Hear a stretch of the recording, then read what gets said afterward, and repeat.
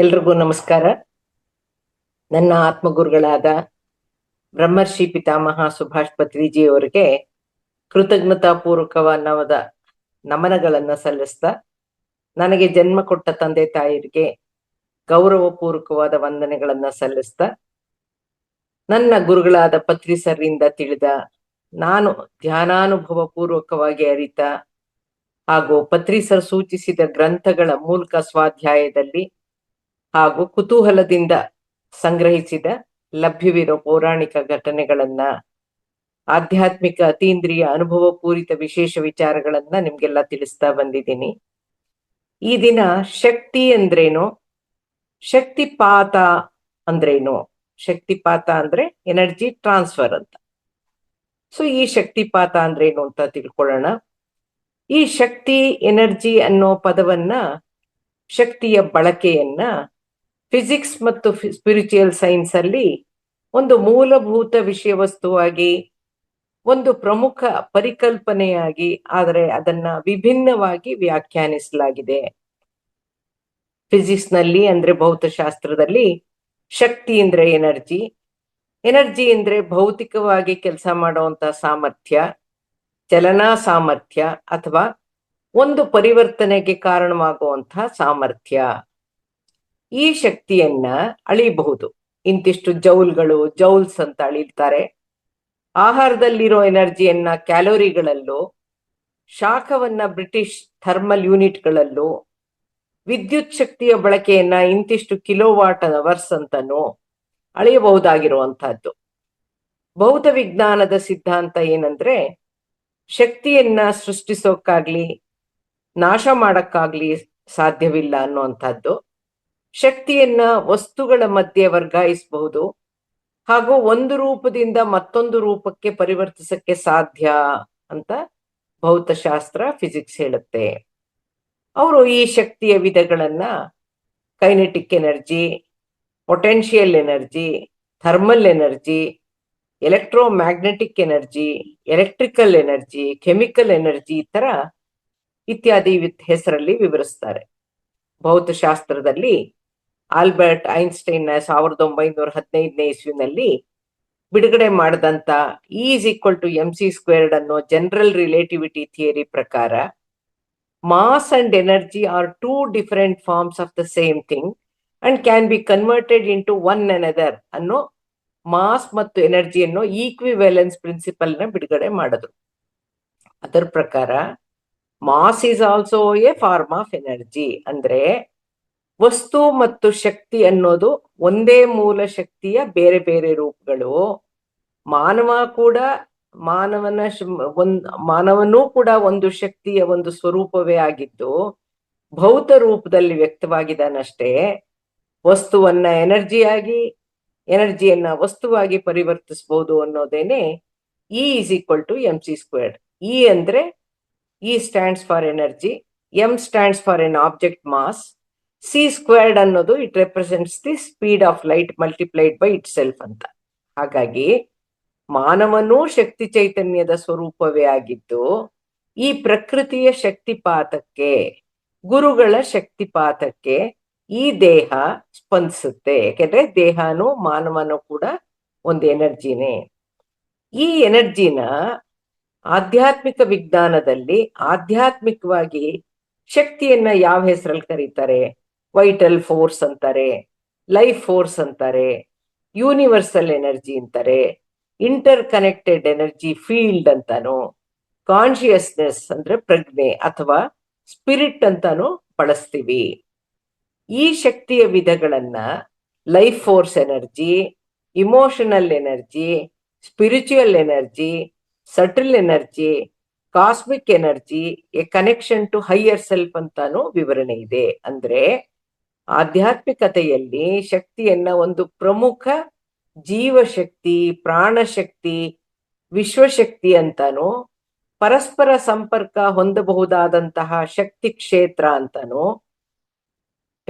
ಆ ಶಕ್ತಿಯು ಪ್ರಜ್ಞಾಭರಿತ ಚೈತನ್ಯ ಅಂತಾನು, ಈ ಶಕ್ತಿಯನ್ನ ಬಳಸಿ ಉನ್ನತ ಆತ್ಮಶಕ್ತಿಯೊಂದಿಗೆ ಸಂಪರ್ಕ ಸಾಧಿಸಬಹುದಾದಂತಹ ಆಧ್ಯಾತ್ಮಿಕ ಶಕ್ತಿ ಅಂತ ನಾವು ಅರ್ಥ ಮಾಡ್ಕೊಂಡಿದೀವಿ ಅನುಭವ ಪೂರ್ವಕವಾಗಿ. ವಿವರಿಸಲಾಗಿದೆ. ಜೀವಿಗಳನ್ನ ಜೀವಿಗಳಲ್ಲಿ ದೇಹವನ್ನ ಆವರಿಸಿರುವಂತ ಬೆಳಕಿನ ಕ್ಷೇತ್ರವನ್ನ ಆರ ಅಂತಾರೆ, ಔರ ಅಂತಾರೆ, ಕಾಂತಿ ವಲಯ, ಪ್ರಭಾವಳಿ ಅಂತಾರೆ, ಇಂಗ್ಲಿಷ್ ಅಲ್ಲಿ ಹ್ಯೂಮನ್ ಎನರ್ಜಿ ಫೀಲ್ಡ್ ಅಂತಾನು ಕರೀತಾರೆ. ಅಂದ್ರೆ ಆ ಶಕ್ತಿ ಚೈತನ್ಯ ದೇಹದ ಸುತ್ತ ಒಂದು ಬೆಳಕಿನ ರೂಪದಲ್ಲಿ ಆವರಿಸಿರುತ್ತೆ ಅಂತ ಹೇಳ್ತಾರೆ. ಪ್ರಕೃತಿಯಲ್ಲಿ ಸಹಜವಾಗಿ ಲಭ್ಯವಿರೋ ಅಥವಾ ಧ್ಯಾನ ಕಾಲದಲ್ಲಿ ನಾವು ಸೆಳೆದುಕೊಳ್ಳಬಹುದಾದಂತ ಎನರ್ಜಿಯನ್ನ ಕಾಸ್ಮಿಕ್ ಎನರ್ಜಿ, ವಿಶ್ವಶಕ್ತಿ ಅಂತಾನು ಕರೀತಾರೆ. ಈ ವಿಶ್ವಶಕ್ತಿಯ ಪ್ರಭಾವದಿಂದಾನೇ ಪಂಚಭೂತ ತತ್ವಗಳಲ್ಲಿ ಒಂದಾದ ವಾಯು ಶಕ್ತಿಯ ಸೇವನೆಯಿಂದಾನೇ, ಸಂಕಲ್ಪ ಶಕ್ತಿಯಿಂದಾನೇ, ಒಂದು ಆಲೋಚನೆ ಅಂತೀವಲ್ವ ಅದು ಒಂದು ಶಕ್ತಿ. ಹಾಗಾಗಿ ಸಂಕಲ್ಪ ಶಕ್ತಿಯಿಂದಲೇ ಅನ್ನ ನೀರುಗಳನ್ನ ತ್ಯಜಿಸಿ ನಿರಾಹಾರಿಗಳಾಗಿ ಆರೋಗ್ಯಕರವಾಗಿ ಜೀವಿಸಿರೋದನ್ನ, ಅದ್ರ ಬಗ್ಗೆ ನಿರಾಹಾರ ಯೋಗಿನಿ ಬಗ್ಗೆ ಯೋಗಿ ಆತ್ಮಕತೆ ಗ್ರಂಥದಲ್ಲಿ ಓದಿದೀವಿ. ಆಶ್ಚರ್ಯ ಅಂತ ಅನ್ಸಿದ್ರು ಕೂಡ ಅದು ಸತ್ಯ. ಅಂದ್ರೆ ಬದುಕಕ್ಕೂ ಶಕ್ತಿ ಬೇಕು, ಸಾಧಿಸೋಕ್ಕೂ ಶಕ್ತಿ ಬೇಕು, ಕೆಲಸಗಳನ್ನ ಮಾಡೋಕ್ಕೂ ಶಕ್ತಿ ಬೇಕು, ತಿಂದ ಆಹಾರ ಅರಗಕ್ಕೂ ಕೂಡ ಶಕ್ತಿ ಬೇಕು, ಎನರ್ಜಿ ಬೇಕು. ಸಮಸ್ಯೆಗಳನ್ನ ಎದುರಿಸೋಕ್ಕೂ ಶಕ್ತಿ ಬೇಕು, ಆತ್ಮಸ್ಥೈರ್ಯ ಬೇಕು, ಧೈರ್ಯ ಸ್ಥೈರ್ಯ ಎರಡೂ ಬೇಕು. ಸಂಕಷ್ಟಗಳನ್ನ ಅನುಭವಿಸಕ್ಕೂ ತಾಳ್ಮೆ ಸಹನೆ ಅನ್ನೋ ಅದೂ ಶಕ್ತಿನೇ, ಆ ಶಕ್ತಿನೂ ಬೇಕು. ಈ ಶಕ್ತಿ ಕುರಿತು ಭೌತಶಾಸ್ತ್ರದ ಮತ್ತು ಆಧ್ಯಾತ್ಮಿಕ ವಿಜ್ಞಾನದ ಪರಿಕಲ್ಪನೆಯಲ್ಲಿರೋ ಪ್ರಮುಖ ವ್ಯತ್ಯಾಸ ಏನಂದ್ರೆ, ಭೌತಶಾಸ್ತ್ರದಲ್ಲಿ ಇದೇ ಶಕ್ತಿಯನ್ನ, ಎನರ್ಜಿಯನ್ನ ಭೌತಿಕ ಪ್ರಮಾಣದಲ್ಲಿ ಫಿಸಿಕಲ್ ಆಗಿ ಅಳೆಯಬಹುದಾದಂಥದ್ದು ಅಂತ ಅಂದಿದ್ರೆ, ಇದೇ ಮೂಲ ಶಕ್ತಿಯನ್ನ ಭೌತಿಕವಲ್ಲದ ಅಭೌತಿಕ ಶಕ್ತಿಯಾಗಿ, ಅಂದ್ರೆ ಮೆಟಾಫಿಸಿಕಲ್ ಆಗಿ, ಆಧ್ಯಾತ್ಮಿಕವಾಗಿ, ದಿವ್ಯ ಪ್ರಜ್ಞೆಯಾಗಿ, ಸೂಕ್ಷ್ಮ ಶಕ್ತಿಯಾಗಿ ಆಧ್ಯಾತ್ಮಿಕ ವಿಜ್ಞಾನದಲ್ಲಿ ಪರಿಗಣಿಸಲಾಗಿದ್ದು, ಮಾನವನಲ್ಲಿ ಅಡಗಿರುವಂತಹ ವೈವಿಧ್ಯಮಯ ಶಕ್ತಿಯನ್ನ, ಶಕ್ತಿ ಸಾಮರ್ಥ್ಯವನ್ನ ತನ್ನ ದೈಹಿಕ ಕೆಲಸಕ್ಕೆ, ಬೌದ್ಧಿಕ ಚಟುವಟಿಕೆಗಳಿಗೆ, ಆತ್ಮಜ್ಞಾನ ಪಡೆಯೋಕೆ ಇದೇ ಶಕ್ತಿ ಚೈತನ್ಯದ ಊರ್ಧ್ವ ಪ್ರಜ್ಞಾಸ್ಥಿತಿಗಳಲ್ಲಿ ಪ್ರಯಾಣಿಸಕ್ಕೆ, ಅತೀಂದ್ರಿಯ ಅನುಭವಗಳ ಮೂಲಕ ಆಧ್ಯಾತ್ಮಿಕ ಅಭಿವೃದ್ಧಿ ಸಾಧಿಸೋಕೆ ಬಳಸಬಹುದಾಗಿದೆ. ಸಾಧನೆಗೆ ಬೇಕಿರೋ ಶಕ್ತಿ ಸಾಮರ್ಥ್ಯವನ್ನ ನಾವು ಧ್ಯಾನ ಸಾಧನೆಯಿಂದ, ತ್ರಿಕಾಲಜ್ಞಾನಿ ಗುರುಗಳ ಮೂಲಕ, ಶಕ್ತಿಪಾತದ ಮೂಲಕ ಕೂಡ ನಾವು ಪಡ್ಕೊಳ್ಳಕ್ಕೆ ಸಾಧ್ಯ ಆಗಿದೆ. ಪತ್ರಿ ಸರ್ ಅವರ ಧ್ಯಾನ ವಿಜ್ಞಾನ ಅನ್ನೋ ಪುಸ್ತಕದಲ್ಲಿ ಹೇಳಿದ್ದಾರೆ, ಪ್ರತಿ ವ್ಯಕ್ತಿಯ ಸಾಮರ್ಥ್ಯ ಅವನ ಶಕ್ತಿ ಮೇಲೆ ಆಧಾರ ಆಗಿರುತ್ತೆ. ಶಕ್ತಿ ಅಂತಂದ್ರೆ ಎನರ್ಜಿ. ಈ ಎನರ್ಜಿ ಇಲ್ಲದೆ ಇರೋದ್ರಿಂದ ಅಥವಾ ಕಡಿಮೆ ಇರೋದ್ರಿಂದ ಮನುಷ್ಯ ಸರಿಯಲ್ಲದ ಆಲೋಚನೆಗಳ ಕಡೆ, ಸರಿಯಲ್ಲದ ಪ್ರವರ್ತನೆಗಳ ಕಡೆ ತಳ್ಳಲ್ಪಟ್ಟಿದ್ದಾನೆ. ಸರಿಯಲ್ಲದ ಅನಾವಶ್ಯಕ ಪ್ರಾಪಂಚಿಕ ಕೆಲಸಗಳಿಂದ, ಮಾನಸಿಕ ಪದ್ಧತಿಗಳಿಂದ, ಸರಿಯಲ್ಲದ ಉದ್ದೇಶಗಳಿಂದ, ವಿಧಾನಗಳಿಂದ ಮಾನವನ ಶಕ್ತಿ ಎಷ್ಟೋ ನಾಶ ಆಗ್ತಾ ಇದೆ ಅಂತ ಹೇಳ್ತಾ ಟೇಬಲ್ ತರ ಮಾಡಿಕೊಟ್ಟಿದ್ದಾರೆ. ಅಂದ್ರೆ ಯಾವಾಗ ಶಕ್ತಿ ಕ್ಷೀಣಿಸುತ್ತೆ, ಕಡಿಮೆ ಆಗತ್ತೆ, ಯಾವಾಗ ಶಕ್ತಿ ವೃದ್ಧಿಸುತ್ತೆ ಅನ್ನೋದನ್ನ ಸವಿವರವಾಗಿ ಕೊಟ್ಟಿದ್ದಾರೆ. ಈ ದಿನದ ವಿಷಯ ಶಕ್ತಿಪಾತ. ಶಕ್ತಿಪಾತ ಅಂದ್ರೇನು? ಶಕ್ತಿಪಾತ ಅನ್ನೋ ಪದ ಸಂಸ್ಕೃತದಲ್ಲಿ, ಹಿಂದಿಯಲ್ಲಿ ಶಕ್ತಿಪಾತ್ ಅಂತ ಇದೆ. ಅದರ ಅರ್ಥ ಟ್ರಾನ್ಸ್ಫರ್ ಆಫ್ ಎನರ್ಜಿ ಅಥವಾ ಡಿಸೆಂಟ್ ಆಫ್ ಎನರ್ಜಿ ಅಥವಾ ಅಸೆಂಟ್ ಆಫ್ ಎನರ್ಜಿ ಅಂತ ಇದೆ. ಶಕ್ತಿಯ ವರ್ಗಾವಣೆ, ಶಕ್ತಿಯ ಅವರೋಹಣ ಅಂದ್ರೆ ಇಳಿಯೋದು, ಶಕ್ತಿಯ ಆರೋಹಣ ಅಂದ್ರೆ ಎನರ್ಜಿ ಲೆವೆಲ್ಸ್ ನಮ್ಮಲ್ಲೇ ಮೇಲಿಕ್ಕೆ ಇರುವಂತದ್ದು. ವರ್ಗಾವಣೆ ಅಂದ್ರೆ ಬರೇ ಸಕಾರಾತ್ಮಕ ಶಕ್ತಿಯ ವರ್ಗಾವಣೆ ಅಂತ ಅಂದ್ಕೊಳ್ಳೋಕೆ ಆಗಲ್ಲ. ಎಲೆಕ್ಟ್ರಿಸಿಟಿಗೆ ಹೇಗೆ ಒಂದು ಪಾಸಿಟಿವ್ ನೆಗೆಟಿವ್ ಇದೆಯೋ, ಅದೇ ತರ ಎನರ್ಜಿನೂ ಕೂಡ ಎರಡು ರೀತಿಯಲ್ಲೂ ಕೂಡ ಕೆಲಸ ಮಾಡುತ್ತೆ. ಶಕ್ತಿಯ ವರ್ಗಾವಣೆ ಅಂದ್ರೆ ಶಕ್ತಿಯನ್ನ ಒಂದರಿಂದ ಮತ್ತೊಂದಕ್ಕೆ, ಒಬ್ಬರಿಂದ ಮತ್ತೊಬ್ಬರಿಗೆ ವರ್ಗಾವಣೆ ಮಾಡೋದು. ನಕಾರಾತ್ಮಕ ಶಕ್ತಿಗಳಾದ ಅಸೂಯೆ, ದ್ವೇಷ, ಭಯಗಳು ಕೂಡ ಒಬ್ಬರಿಂದ ಮತ್ತೊಬ್ಬರಿಗೆ ಕೆಲವು ವಿಶೇಷ ಸ್ಥಳಗಳಿಂದ, ನಿರ್ದಿಷ್ಟ ರೀತಿಯಲ್ಲಿ ವರ್ಗಾವಣೆಯಾಗಿ ಅದರ ಪ್ರಭಾವ ಭೌತಿಕವಾಗಿ ಹಾಗೂ ಬೌದ್ಧಿಕವಾಗಿ ಅಂದ್ರೆ ಬುದ್ಧಿ ಮೇಲೂ ಕೂಡ ಅದರ ಪ್ರಭಾವ ಬಿದ್ದು ಕಷ್ಟಪಡೋ ಹಂಗೂ ಆಗ್ಬಹುದು. ಅಂತಹ ನಕಾರಾತ್ಮಕ ಶಕ್ತಿಯನ್ನ ಮತ್ತೊಂದು ಶಕ್ತಿಯಿಂದ ಅದರ ಪ್ರಭಾವವನ್ನ ನಿಶ್ಚೇತನಗೊಳಿಸಕ್ಕೂ ಸಾಧ್ಯ. ಯಾಕೆಂದ್ರೆ ಪ್ರಕೃತಿನಲ್ಲಿ ಸೃಷ್ಟಿಯಲ್ಲಿ ಏನೇನಿದೆಯೋ ಅವೆಲ್ಲವೂ ಶಕ್ತಿಯ ವಿಭಿನ್ನ ರೂಪಗಳೇ ಆಗಿರೋದ್ರಿಂದ ಒಂದು ಪ್ರಭಾವನ ಇನ್ನೊಂದು ಪ್ರಭಾವ ನಿಶ್ಚೇತನಗೊಳಿಸಕ್ಕೆ ಸಾಧ್ಯ. ಚೈತನ್ಯನೇ ಇಲ್ಲ ಅಂದ್ರೆ ಚೈತನ್ಯ ಭರಿತವಾಗಿ ಕೂಡ ಮಾಡ್ಸಕ್ಕೆ ಸಾಧ್ಯ.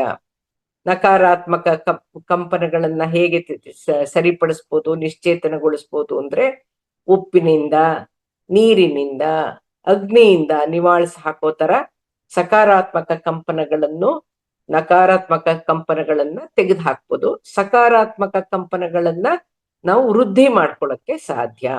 ಈಗ ಡಿಸೆಂಟ್ ಆಫ್ ಎನರ್ಜಿ ಅಂದ್ರೆ ಶಕ್ತಿಯ ಅವರೋಹಣ, ಅಂದ್ರೆ ಮೇಲಿಂದ ಕೆಳಗ್ ಬರೋದು. ಅಂದ್ರೆ ಪ್ರಕೃತಿಯಲ್ಲಿರೋ ವಿಶ್ವಶಕ್ತಿಯನ್ನ ಸ್ವಪ್ರಯತ್ನದಿಂದ ಅಥವಾ ಪ್ರಯತ್ನ ಪೂರ್ವಕವಾಗಿ ಧ್ಯಾನದ ಮೂಲಕ ಪ್ರಕೃತಿಯಿಂದ ನಾವೇ ಪಡ್ಕೊಳ್ಳೋದು ಅಥವಾ ಆ ವಿಶ್ವಶಕ್ತಿಯೊಂದಿಗೆ ಅನುಸಂಧಾನವಾಗೋದು. ಶಕ್ತಿಯ ಆರೋಹಣ ಅಂದ್ರೆ ಏರುವಿಕೆ.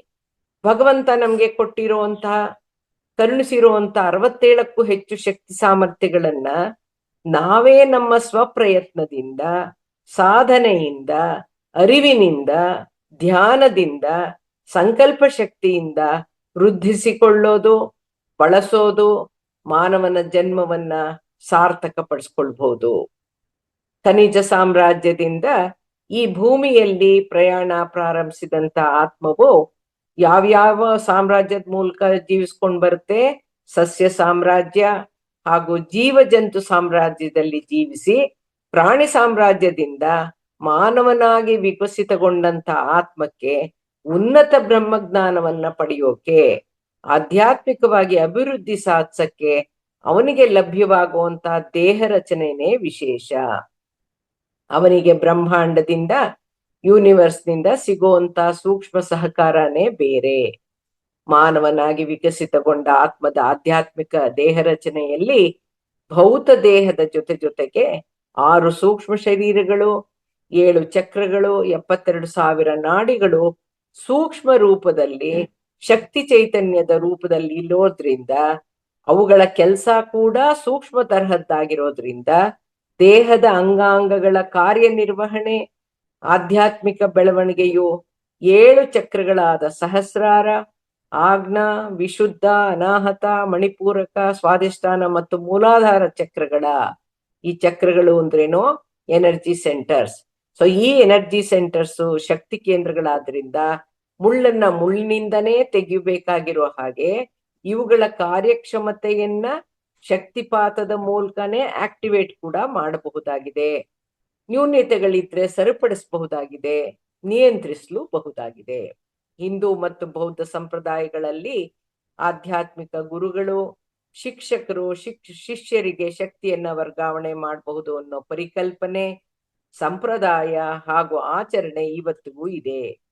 ಎಲ್ಲೆಲ್ಲಿ ಗುರುಗಳು ಶಕ್ತಿಪಾತ, ಶಕ್ತಿಯ ವರ್ಗಾವಣೆ ಮಾಡ್ತಾ ಇದ್ರು. ಅವ್ರು ಮಾಡ್ತಾ ಇದ್ದಿದ್ ಯಾವಾಗ? ಕಾಯಿಲೆಗಳನ್ನ ಗುಣಪಡಿಸೋಕೆ ಅಥವಾ ದೀಕ್ಷೆ ಕೊಡುವಾಗ, ಅಂದ್ರೆ ಇನಿಷಿಯೇಷನ್ ಅಂತ ಪ್ರಾರಂಭಿಕವಾಗಿ ಅವ್ರಿಗೆ ಚಾಲನೆ ಕೊಡುವಾಗ, ಅಂದ್ರೆ ಕುಂಡಲಿನಿ ಶಕ್ತಿಯನ್ನ ಜಾಗೃತಗೊಳಿಸ್ಬೇಕಾದಾಗ, ಶಕ್ತಿ ಚೈತನ್ಯದ ಹರಿಯುವಿಕೆಯಲ್ಲಿರುವಂತ ಅಡೆತಡೆಗಳನ್ನ ನಿವಾರಿಸಕ್ಕೆ, ಪ್ರಜ್ಞೆಯ ಉನ್ನತ ಸ್ಥಿತಿಗಳಿಗೆ ಏರಕ್ಕೆ ಸಹಾಯ ಮಾಡಕ್ಕೆ, ಸ್ವಯಂ ಸಾಕ್ಷಾತ್ಕಾರದ ಪ್ರಯತ್ನದಲ್ಲಿ ಶಿಷ್ಯನಿಗೆ ಬೆಂಬಲಿಸಕ್ಕೆ, ಆಧ್ಯಾತ್ಮಿಕ ಉನ್ನತಿಗಾಗಿ ಅಥವಾ ಆಶೀರ್ವಾದ ಪೂರ್ವಕವಾಗಿ ಶಕ್ತಿಪಾತವನ್ನ ಮಾಡ್ಲಾಗ್ತಿತ್ತು. ಈ ಶಕ್ತಿಪಾತವು ಹತ್ತಿರದಿಂದಾನೋ ಮಾಡ್ಬೋದು, ದೂರದಿಂದಾನೋ ಮಾಡಬಹುದು, ಮೌನದಲ್ಲೂ ಕೂಡ ಸಂಭವಿಸಕ್ಕೆ ಸಾಧ್ಯ.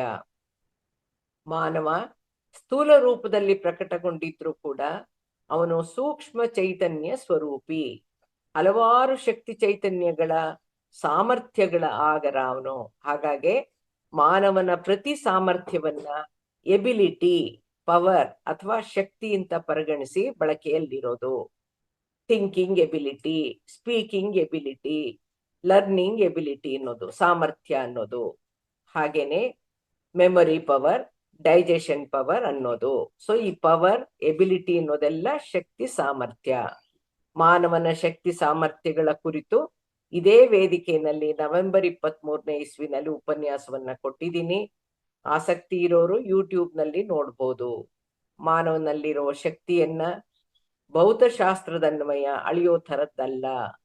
ಮಾನವನಲ್ಲಿರೋ ಶಕ್ತಿಯನ್ನ ಬಳಸೋ ಅಂಥದ್ದು, ಅನುಭವ ಪೂರ್ವಕವಾಗಿ ತಿಳಿಯುವಂಥದ್ದು, ಪ್ರಾಪಂಚಿಕವಾಗಿ ಹಾಗೂ ಆಧ್ಯಾತ್ಮಿಕವಾಗಿ ಬಳಸಿ ಬೆಳೆಯುವಂಥದ್ದು. ಇಲ್ಲಿ ಕೆಲವಾರು ಮಾನವನ ಶಕ್ತಿಗಳನ್ನ ಹೇಳೋದಾದ್ರೆ, ಅಂದ್ರೆ ನಾವು ಹೇಗೆ ಶಕ್ತಿ ಸಾಮರ್ಥ್ಯದ ಒಂದು ವಸ್ತು ನಾವು ಮಾಸ್ ಅಂತ ಹೇಳೋದಾದ್ರೆ, ಅರಿವಿನಿಂದ ಜ್ಞಾನ ಸಂಪಾದಿಸಕ್ಕೆ ದೇಹಕ್ಕೆ ಇಂದ್ರಿಯ ಶಕ್ತಿಗಳು ಬೇಕು. ಇಂದ್ರಿಯ ಶಕ್ತಿಗಳು ಯಾವುದು? ಶ್ರವಣ ಶಕ್ತಿ, ದೃಷ್ಟಿ ಶಕ್ತಿ, ಗ್ರಹಣ ಶಕ್ತಿ, ಆಸ್ವಾದಕ ಶಕ್ತಿ, ವಾಕ್ ಶಕ್ತಿ, ಸ್ಪರ್ಶ ಶಕ್ತಿ ಬೇಕು. ತಿಂದ ಆಹಾರ ಅರಗೋಕೆ ಜೀರ್ಣ ಶಕ್ತಿ ಬೇಕು. ದೇಹಕ್ಕೆ ಕಾಯಿಲೆ ಬರದೇ ಇರೋ ಹಂಗೆ ತಡೆಯುವಂತ ರೋಗ ನಿರೋಧಕ ಶಕ್ತಿ ಬೇಕು. ಇಮ್ಯುನಿಟಿ ಅಥವಾ ರೆಸಿಸ್ಟೆನ್ಸ್ ಪವರ್ ಬೇಕು. ಬಂದ ಕಾಯಿಲೆಯನ್ನ ವಾಸಿ ಮಾಡ್ಕೊಳ್ಳೋ ಸಾಮರ್ಥ್ಯ ಕೂಡ ದೇಹಕ್ಕೆ ಇದೆ. ಕೈ ಕುಯ್ಕೊಂಡ್ರೆ, ಬಿದ್ದು ಗಾಯ ಆದ್ರೆ ಅದೇ ವಾಸಿ ಆಗಲ್ವಾ? ಮೂಳೆ ಮುರಿದ್ರೆ ಆ ಮೂಳೆ ಕೂಡ್ಕೊಳ್ಳಲ್ವಾ? ನಮ್ಮ ಲಿವರ್ ಏನಿದೆಯೋ, ಯಕೃತ್ ಅಂತೀವಲ್ಲ, ಅದು ಪ್ರತಿನಿತ್ಯ 600ಕ್ಕೂ ಹೆಚ್ಚು ಜೈವಿಕ ರಾಸಾಯನಿಕಗಳನ್ನ ಅಂದ್ರೆ ಬಯೋಕೆಮಿಕಲ್ಸ್ ನ ಉತ್ಪತ್ತಿ ಮಾಡುವಂತ ಶಕ್ತಿ ಇದೆ. ದೇಹಕ್ಕೆ ಬೇಕಿರೋ ಹಾರ್ಮೋನ್ಸ್ ಗಳನ್ನ ನಮ್ಮ ದುಗ್ಧ ಗ್ರಂಥಿಗಳೇ ಅಂದ್ರೆ ಎಂಡೋಕ್ರೈನ್ ಗ್ಲ್ಯಾಂಡ್ಸೇ ಉತ್ಪತ್ತಿ ಮಾಡ್ಕೊಳ್ಳಕ್ಕೆ ಶಕ್ತಿ ಇದೆ ಅನ್ನೋದು ವೈದ್ಯ ವಿಜ್ಞಾನಕ್ಕೂ ಕೂಡ ತಿಳಿದಿದೆ. ಈ ಶಕ್ತಿಗಳನ್ನ, ಈ ವ್ಯವಸ್ಥೆಗಳನ್ನ ಮಾನವನಿಗೆ ಕೊಟ್ಟಿರೋದು ಯಾರು? ಮಾನವನ ದೇಹದಲ್ಲಿ ಅಡಗಿಸಿಟ್ಟಿರೋರು ಯಾರು? ಮಾನವ ತನ್ನಲ್ಲಿರೋ ಈ ಶಕ್ತಿಯನ್ನ ಬೇರೆ ಒಬ್ಬರಿಗೆ ವರ್ಗಾಯಿಸಬಹುದೇ ಅನ್ನೋ ಒಂದು ಪ್ರಶ್ನೆ ಇದೆ. ಸೊ ನಾನು ವರ್ಗಾಯಿಸಬಹುದು ಅನ್ನೋದಾದ್ರೆ ಹೇಗೆ ಅನ್ನೋ ಪ್ರಶ್ನೆಯನ್ನ ಪತ್ರಿಸರಿಗೆ ಕೇಳಿದಾಗ ಪತ್ರಿಸರ್ ವಿವರಿಸಿದ್ ಹೇಗೆ ಅಂದ್ರೆ, ಸೃಷ್ಟಿಯ ಮೂಲ ದಿವ್ಯ ಚೈತನ್ಯ, ಡಿವೈನ್ ಕಾನ್ಶಿಯಸ್ನೆಸ್, ಅದನ್ನೇ ದಿವ್ಯ ಪ್ರಜ್ಞೆ ಅಂತಾರೆ. ನಾವು ಈ ಮೂಲ ಚೈತನ್ಯದ ಶಾಖೆಗಳು, ನಾವೆಲ್ಲ ಬ್ರಾಂಚಸ್ಸು. ಬ್ರಹ್ಮಾಂಡದಲ್ಲಿ ಸೃಷ್ಟಿಯಲ್ಲಿ ಏನೇನಿದೆಯೋ ಎಲ್ಲವೂ ವಿವಿಧ ವಿಭಿನ್ನ ಶಕ್ತಿ ಚೈತನ್ಯದ ಸ್ವರೂಪಗಳೇನೆ. ಶಕ್ತಿ ಅಂದ್ರೆ ಎನರ್ಜಿ, ಎನರ್ಜಿ ಅಂದ್ರೆ ಚೈತನ್ಯ. ಎಲ್ಲಾ ಸಂಕುಲಗಳೂನು ಆತ್ಮ ಸ್ವರೂಪಗಳೇ. ಜೀವಿಗಳಲ್ಲಿರೋ ಪ್ರಾಣವು ಶಕ್ತಿ ಚೈತನ್ಯವೇ. ಪಂಚಭೂತ ತತ್ವಗಳು ಶಕ್ತಿನೇ. ಶಕ್ತಿಯನ್ನ ಯಾರೂ ನಾಶ ಮಾಡಕ್ಕಾಗಲ್ಲ. ಒಂದು ಶಕ್ತಿ ಮತ್ತೊಂದು ಶಕ್ತಿಯಾಗಿ ಮಾರ್ಪಾಡಾಗ್ಬಹುದಷ್ಟೇನೆ. ಒಬ್ರಿಂದ ಮತ್ತೊಬ್ಬರಿಗೆ ಚಿಂತನೆ ಮೂಲಕ ಕಳಿಸ್ಬೋದು, ಮಾತಿನ ಮೂಲಕ, ಸ್ಪರ್ಶದ ಮೂಲಕ ಹಾಗೂ ಕಣ್ಣಿನ ಮೂಲಕ ಕೂಡ ಉದ್ದೇಶ ಪೂರ್ವಕವಾಗಿ ವರ್ಗಾಯಿಸಬಹುದು, ಅಥವಾ ಆಕಸ್ಮಿಕವಾಗಿಯೂ ವರ್ಗಾವಣೆಗಳು ನಡೀಬಹುದು. ಅದೇ ನಾವು ಧ್ಯಾನದಲ್ಲಿ ತೊಡಗಿದಾಗ ಪ್ರಕೃತಿಯಲ್ಲಿರುವಂತಹ ವಿಶ್ವಶಕ್ತಿ ಸಹಜವಾಗೇನೆ ನಮ್ಮ ದೇಹದೊಳಗೆ ಪ್ರವೇಶಿಸಿ ದೇಹದ ಆರೋಗ್ಯವನ್ನ ಉತ್ತಮಗೊಳಿಸುತ್ತೆ, ಪಾಪಕರ್ಮಗಳನ್ನ ಸುಟ್ಟಾಕುತ್ತೆ, ನಮ್ಮೊಳಗಿರೋ ಪ್ರತಿಭೆಗಳನ್ನ ಹೊರಹೊಮ್ಮಿಸುತ್ತೆ, ನಮ್ಮಲ್ಲಿರುವಂತಹ ಶಕ್ತಿ ಸಾಮರ್ಥ್ಯಗಳನ್ನ ಹೆಚ್ಚು ಮಾಡುತ್ತೆ. ಇವೆಲ್ಲವೂ ಶಕ್ತಿ ಸಾಮರ್ಥ್ಯದ, ಶಕ್ತಿಪಾತದ ವಿವಿಧ ರೂಪಗಳಷ್ಟೇ. ಅವ್ರೇನ್ ಹೇಗೆ ಹೇಳಿದ್ರು ಅಂದ್ರೆ, energy is like electricity which can be used in many many ways ಅಂತ ಹೇಳಿದ್ರು. ನಮ್ಮ ಮನೆ ಒಳಗಡೆ ಬರೋ ರಸ್ತೆಯಲ್ಲಿ ಇರುವಂತ ಒಂದು ಕಂಬದಿಂದ ಕರೆಂಟ್ ನಮ್ಮ ಮನೆ ಒಳಗಡೆ ಬರೋದು ಒಂದೇ ರೂಪದಲ್ಲಿ, ಆದ್ರೆ ಅದನ್ನ ದೀಪಕ್ ಬೆಳೆಸ್ತೀವಿ, ನೀರ್ ಕಾಯ್ಸಕ್ ಬಳಸ್ತೀವಿ, ಒಲೆಗ್ ಬಳಸ್ತೀವಿ, ಫ್ಯಾನಿಗ್ ಬಳಸ್ತೀವಿ, ಎಸಿಗ್ ಬಳಸ್ತೀವಿ, ಟಿವಿಗ್ ಬಳಸ್ತೀವಿ. ಅದೇ ತರ ಈ ಎನರ್ಜಿ ಅಂತ ಅನ್ನೋದು ಎಲೆಕ್ಟ್ರಿಸಿಟಿ ತರ, ಒಂದೇ ಎಲೆಕ್ಟ್ರಿಸಿಟಿನ 10 ರೀತಿಗೆ ಬಳಸೋ ತರ ನಮ್ಮ ದೇಹದಲ್ಲಿರೋ ಹಲವಾರು ಶಕ್ತಿಗಳನ್ನ ಜಾಸ್ತಿ ಮಾಡ್ಕೊಳ್ಳಕ್ಕೆ, ಬೇಡದ ಶಕ್ತಿಗಳನ್ನ ಕಡಿಮೆ ಮಾಡ್ಕೊಳ್ಳಕ್ಕೂ ಉಪಯೋಗಿಸ್ಬೋದು ಅಂತ ವಿವರಿಸಿದ್ರು. ನಮ್ಮಲ್ಲಿರೋ ಸೂಕ್ಷ್ಮ ಶಕ್ತಿ ಚೈತನ್ಯಗಳು ಕಡಿಮೆ ಆದಾಗ ವ್ಯವಸ್ಥೆಗಳೇನಿದೆಯೋ, 14 ಸಿಸ್ಟಮ್ಸ್ ಏನಿದೆಯೋ ಆ ವ್ಯವಸ್ಥೆಗಳಲ್ಲಿ ವ್ಯತ್ಯಾಸ ಉಂಟಾದಾಗ ದೇಹದಲ್ಲಿ ನಿಶಕ್ತಿ ಉಂಟಾಗತ್ತೆ, ಭೌತಿಕ ದೇಹಕ್ಕೆ ಕಾಯಿಲೆ ಬರುತ್ತೆ, ಮಾನಸಿಕವಾಗಿ ಭಯ ದುಃಖ ಉಂಟಾಗ್ಬೋದು. ಭೌತಿಕ ದೇಹದ ಸಮಸ್ಯೆಗಳಿಂದ ಹೊರಬರೋಕೆ, ಶಕ್ತಿಯ ನ್ಯೂನ್ಯತೆಗಳನ್ನ ಸರಿಪಡಿಸೋಕೆ ವೈದ್ಯ ವಿಜ್ಞಾನದಲ್ಲಿ ರಾಸಾಯನಿಕ ಚಿಕಿತ್ಸೆಗಳನ್ನ ಕಂಡುಹುಡುಕೊಂಡಿದ್ದಾರೆ. ಯಾವುದೇ ರಾಸಾಯನಿಕ ಔಷಧಿಗಳು ಇಲ್ಲದೆ ಇರೋ ಔಷಧೇತರ ಚೈತನ್ಯ ಚಿಕಿತ್ಸಾ ಪದ್ಧತಿಗಳನ್ನ ಬಳಸೋದು ಆಧ್ಯಾತ್ಮಿಕ ಚಿಕಿತ್ಸಾ ವಿಧಾನ. ಅಕ್ಯುಪ್ರೆಷರ್ ಸಿದ್ಧಾಂತದ ಪ್ರಕಾರ all diseases are because of either leakage of energy or blockage of energy. ಅಂದ್ರೆ ಎಲ್ಲಾ ಕಾಯಿಲೆಗಳಿಗೆ ಕಾರಣ ದೇಹದಲ್ಲಿನ ಪ್ರಾಣಶಕ್ತಿ ಚೈತನ್ಯದ ಹರಿಯುವಿಕೆಯಲ್ಲಿ ಉಂಟಾಗಿರೋ ಸೋರಿಕೆ ಇರಬಹುದು, ಅಥವಾ ಅಡಚಣೆ ಉಂಟಾಗಿರಬಹುದು ಅಂತ. ಈ ಸೋರಿಕೆಯನ್ನ ಅಡಚಣೆಯನ್ನ ಸರಿಪಡಿಸಬಹುದು ಶಕ್ತಿಪಾತದ ಚೈತನ್ಯ ಚಿಕಿತ್ಸಾ ವಿಧಾನಗಳಿಂದ. ಈ ಶಕ್ತಿ ಚೈತನ್ಯದ ಸೋರಿಕೆಯು ಅಡಚಣೆಯು ಆರೋಗ್ಯದ ಮೇಲೆ ಮಾತ್ರ ಅಲ್ಲದೇನೆ ವ್ಯಕ್ತಿಯ ಮಾನಸಿಕ ಹಾಗೂ ಆಧ್ಯಾತ್ಮಿಕ ಬೆಳವಣಿಗೆ ಮೇಲೂ ಕೂಡ ಪ್ರಭಾವ ಬೀರುತ್ತೆ. ಅದನ್ನರಿತ ಆಧ್ಯಾತ್ಮಿಕ ಗುರುಗಳೇನ್ ಮಾಡ್ತಾರೆ, ತಮ್ಮ ಶಿಷ್ಯಂದ್ರಿಗೆ ಶಕ್ತಿಪಾತದ ತಂತ್ರದ ಮೂಲಕ ಒಂದು ಚಿಕಿತ್ಸಾ ವಿಧಾನವಾಗಿ, ನ್ಯೂನ್ಯತೆಗಳನ್ನ ಸರಿಪಡಿಸೋ ವಿಧಾನವಾಗಿ ಬಳಕೆಯಲ್ಲಿದೆ. ಸೃಷ್ಟಿಯಲ್ಲಿ ಏನೇನಿದೆಯೋ ಎಲ್ಲವೂ ಕೂಡ ಒಂದಲ್ಲ ಒಂದು ರೂಪದ ಶಕ್ತಿ ಚೈತನ್ಯವೇ ಸರಿ. ಕಾಯಿಲೆಗಳನ್ನ ಗುಣಪಡಿಸೋಕೆ ಶಕ್ತಿಪಾತದ ತಂತ್ರಗಳನ್ನ ಬಳಸಬಹುದು ಅಂತಂದಲ್ಲ, ಬಳಕೆಯಲ್ಲಿರೋ ಶಕ್ತಿ ಚೈತನ್ಯ ಚಿಕಿತ್ಸಾ ಪದ್ಧತಿಗಳು, ಎನರ್ಜಿ ಹೀಲಿಂಗ್ ಮೆಥಡ್ಸ್ ಯಾವ್ಯಾವುದು ಅಂತಂದ್ರೆ ಸ್ಪರ್ಶ ಚಿಕಿತ್ಸೆ, ಟಚ್ ಹೀಲಿಂಗ್, ಅಯಸ್ಕಾಂತ ಚಿಕಿತ್ಸೆ, ಭೂಮಿನೂ ಒಂದು ಮ್ಯಾಗ್ನೆಟ್, ನಮ್ ದೇಹನೂ ಒಂದು ಮ್ಯಾಗ್ನೆಟ್, ಎಕ್ಸ್ಟರ್ನಲ್ ಮ್ಯಾಗ್ನೆಟ್ ಅನ್ನ ಬಳಸಿ ನಾವು ಅಯಸ್ಕಾಂತ ಚಿಕಿತ್ಸೆ ತಗೋಬಹುದು. ಪ್ರಾಣಶಕ್ತಿ ಚೈತನ್ಯ ಚಿಕಿತ್ಸೆ, ಪ್ರಾಣಿಕ್ ಹೀಲಿಂಗ್, ರೇಖಿ ಹೀಲಿಂಗ್, ಬೆರಳೊತ್ತು ಚಿಕಿತ್ಸೆ, ಅಕ್ಯುಪ್ರೆಷರ್, ವರ್ಣ ಚಿಕಿತ್ಸೆ, ಕಲರ್ ಥೆರಪಿ, ದೂರಗಾಮಿ ಚಿಕಿತ್ಸೆ, ಡಿಸ್ಟೆಂಟ್ ಹೀಲಿಂಗ್ ಅಥವಾ ಆಬ್ಸೆಂಟಿ ಹೀಲಿಂಗ್, ಸ್ಫಟಿಕಮಣಿ ಚಿಕಿತ್ಸೆ, ಕ್ರಿಸ್ಟಲ್ ಹೀಲಿಂಗ್, ಇನ್ನೂ ಇದೆ ಬೇಕಾದಷ್ಟು. ಈ ಯಾವ ಒಂದು ಪ್ರಾಣಿಕ್ ಹೀಲಿಂಗು, ರೇಖಿ ಹೀಲಿಂಗು ಅಂತ, ಆಬ್ಸೆಂಟಿ ಹೀಲಿಂಗ್ ಅಂತ ಏನ್ ಹೇಳ್ತೀವಿ, ಇದೆಲ್ಲ ಪ್ರಕೃತಿಯಲ್ಲಿರೋ ವಿವಿಧ ಚೈತನ್ಯದ ವಿಭಿನ್ನ ಊರ್ಧ್ವ ಸ್ತರಗಳವರು. ಒಂದೊಂದು ಸ್ತರದಿಂದ ಒಂದೊಂದು ಎನರ್ಜಿನ ಬಳಸಿ ಎನರ್ಜಿ ಹೀಲಿಂಗ್ ಅಂತ ಬಳಸುವಂತಹದ್ದು. ನಮ್ಮ ದೇಹದಲ್ಲಿ ಚಕ್ರಗಳಲ್ಲಿ, ಸೂಕ್ಷ್ಮ ಶರೀರಗಳಲ್ಲಿ, ನಾಡಿ ಮಂಡಲದಲ್ಲಿ ಶಕ್ತಿ ಚೈತನ್ಯದ ಹರಿಯುವಿಕೆಯಲ್ಲಿರೋ ಅಡೆತಡೆಗಳನ್ನ, ಬ್ಲಾಕೇಜಸ್ ನ ನಿವಾರಿಸಕ್ಕೂ ಕೂಡ ಈ ಶಕ್ತಿಪಾತ ತಂತ್ರ ಉಪಯುಕ್ತ. ಈ ಸಂದರ್ಭದಲ್ಲಿ ಒಂದು ವಿಚಾರವನ್ನ ನಾ ಹೇಳ್ಬೇಕು. ಹೊಸಪೇಟೆಯ ಧ್ಯಾನ ಶಿಬಿರದ ವೇದಿಕೆಯಲ್ಲಿ ಪತ್ರಿ ಸರ್ ಅವರ ಆಧ್ಯಾತ್ಮಿಕ ಉಪನ್ಯಾಸವನ್ನ ಅವರು ತೆಲುಗು ಅಥವಾ ಇಂಗ್ಲಿಷ್ ಅಲ್ಲಿ ಉಪನ್ಯಾಸ ಕೊಡ್ತಾ ಇದ್ರು. ನಾನು ಇಂಗ್ಲಿಷ್ ಇಂದ ವೇದಿಕೆಯಲ್ಲಿ ಕನ್ನಡ ತರ್ಜುಮೆ ಮಾಡಕ್ಕೆ ನನ್ನನ್ನ ಹೊಸಪೇಟೆಗೆ ಕರೆಸಿದ್ರು. ಕಾರ್ಯಕ್ರಮದ ನಂತರ ವೇದಿಕೆಯಲ್ಲಿ ಕೂತಿದ್ದ ಹಾಗೇನೆ ಪೂಜೆ ಕುರಿತು ಒಂದು ಪ್ರಶ್ನೆಯನ್ನು ಕೇಳಿದೆ ಪತ್ರಿ ಸರ್ಗೆ. ಅವ್ರಿಗೆ ಏನ್ ಅನ್ನಿಸ್ತೋ ಏನೋ ಗೊತ್ತಿಲ್ಲ, ತಕ್ಷಣ ಪತ್ರಿ ಸರ್ ವೇದಿಕೆನೆಲ್ಲ ನನ್ ಕೆನ್ನೆಗೆ ಹೊಡೆದ್ಬಿಟ್ರು. ಇನ್ನು ಕಾರ್ಯಕ್ರಮ ಆಗಿ ಜನ ಎಲ್ಲ ಹೊರಡ್ತಾ ಇದ್ದಾರೆ, ಇನ್ನು ಹೇಳ್ತಾ ಇದ್ದಾರೆ, ಅಷ್ಟ್ರಲ್ಲಿ ನನ್ ಕೆನ್ನೆಗೆ ಹೊಡೆದ್ಬಿಟ್ರು. ಈ ನನ್ ಕೆನ್ನೆಗೆ ಬಾರಿಸಿದ ಒಂದು ಈ ಸಂದರ್ಭದಲ್ಲಿ ಯಾತಿಕ್ ಹೇಳ್ಬೇಕು ಅಂದ್ರೆ, ಈ ಒಂದು ಬ್ಲಾಕೇಜಸ್ ನ ರಿಮೂವ್ ಮಾಡ್ಬೋದು ಅಂತ ಹೇಳಿದ್ನಲ್ಲ ನನ್ಗೆ ಅವ್ರು ಯಾಕೆ ಕೊಡೋದ್ರು ಅಂತ ನನ್ಗೆ ಆ ಕ್ಷಣದಲ್ಲಿ ಏನು ಗೊತ್ತಾಗ್ಲಿಲ್ಲ. ತಕ್ಷಣ ನಾನು ಅಳ್ತಾ ವೇದಿಕೆಯಿಂದ ಇಳಿದ್ಬಿಟ್ಟು ಬಂದ್ಬಿಟ್ಟೆ. 10 ನಿಮಿಷದ ನಂತರ ಪತ್ರಿ ಸರ್ ಬಂದು, ಇನ್ನೂ ಅಳ್ತಾ ಇದೀಯಾ, ಅಳು ಅಂದ್ಬಿಟ್ಟು, ನಾನು ಯಾಕೆ ಹೊಡೆದೆ ನಿಂಗೆ ಅಂತ ಗೊತ್ತಾಯ್ತಾ, ನಿನ್ನಲ್ಲಿದ್ದ ಬ್ಲಾಕೇಜಸ್ ನ ರಿಲೀಸ್ ಮಾಡೋಕೆ. Now you are open to the cosmos, you can connect to masters, higher energies and you can do much more ಅಂದ್ಬಿಟ್ಟು ಹೇಳಿದ್ರು. ನಂಗೆ ಆದ ತಕ್ಷಣ ಒಂದ್ ಸ್ವಲ್ಪ ಖುಷಿ ಆಗೋಯ್ತು, ಯಾಕೆಂದ್ರೆ ನನ್ನಲ್ಲಿರೋ ಬ್ಲಾಕೇಜಸ್ ಹೋಯ್ತು ಅಂದ್ರಲ್ಲ ಅಂತ. ಆ ಕೂಡ್ಲೆ ಪತ್ರಿ ಸರ್ ಹೇಳಿದ್ರು, I give you a task. ಅವ್ರು ಪ್ರತಿ ಒಂದು ಸಂದರ್ಭದಲ್ಲಿ ಒಂದು ಟಾಸ್ಕ್ ಕೊಡ್ತಾ ಇದ್ರು, ಒಂದು ಪರಿಕಲ್ಪನೆಯನ್ನು ಹೇಳ್ತಾ ಇದ್ರು. ಸೊ ಪತ್ರಿ ಸರ್ ಹೇಳಿದ್ರು, I give you a task, find out the difference between puja and meditation in meditation ಅಂತ ಹೇಳಿದ್ರು. ಅಂದ್ರೆ ಧ್ಯಾನಕ್ಕೂ ಪೂಜೆಗೂ ಏನ್ ವ್ಯತ್ಯಾಸ ಅನ್ನೋದನ್ನ ನೀನ್ ಕಂಡುಹುಡುಕು ಅನ್ನೋದಕ್ಕೆ ನಿನ್ಗೆ ಟಾಸ್ಕ್ ಕೊಡ್ತಾ ಇದ್ದೀನಿ, 2 ದಿವಸದ ಟೈಮು ಕೊಡ್ತಾ ಇದ್ದೀನಿ ಅಂತಂದ್ರು. ಸರಿ, ನನಗಾಗಿದ್ದ ನೋವು ಬೇಜಾರ್ನಲ್ಲೂ ಕೂಡ ಒಂದ್ ಕಡೆ ಖುಷಿ ಆಗೋಯ್ತು. ಅವ್ರು ಕೊಟ್ಟ ಟಾಸ್ಕ್ ನ ಫಲಾನೇ ಪೂಜೆಗೂ ಧ್ಯಾನಕ್ಕೂ ಉಪಾಸನೆಗೂ ವಿಪಸನಕ್ಕೂ ಇರುವಂತ ಧ್ಯಾನದಲ್ಲಿ ಮೂಡಿ ಬಂದ ನಾನು ಸಂಗ್ರಹಿಸಿದ 60ಕ್ಕೂ ಹೆಚ್ಚು ವ್ಯತ್ಯಾಸಗಳು. ಧ್ಯಾನದ ಮೂಲಕ ಪ್ರಶ್ನಿಸಿ ಈ ರೀತಿ ಮಾಹಿತಿಗಳನ್ನ ಪಡಿಬಹುದು ಅಂತ ನನಗೆ ತಿಳಿದಿದ್ದು ಕೂಡ ಆವಾಗ್ಲೇನೆ.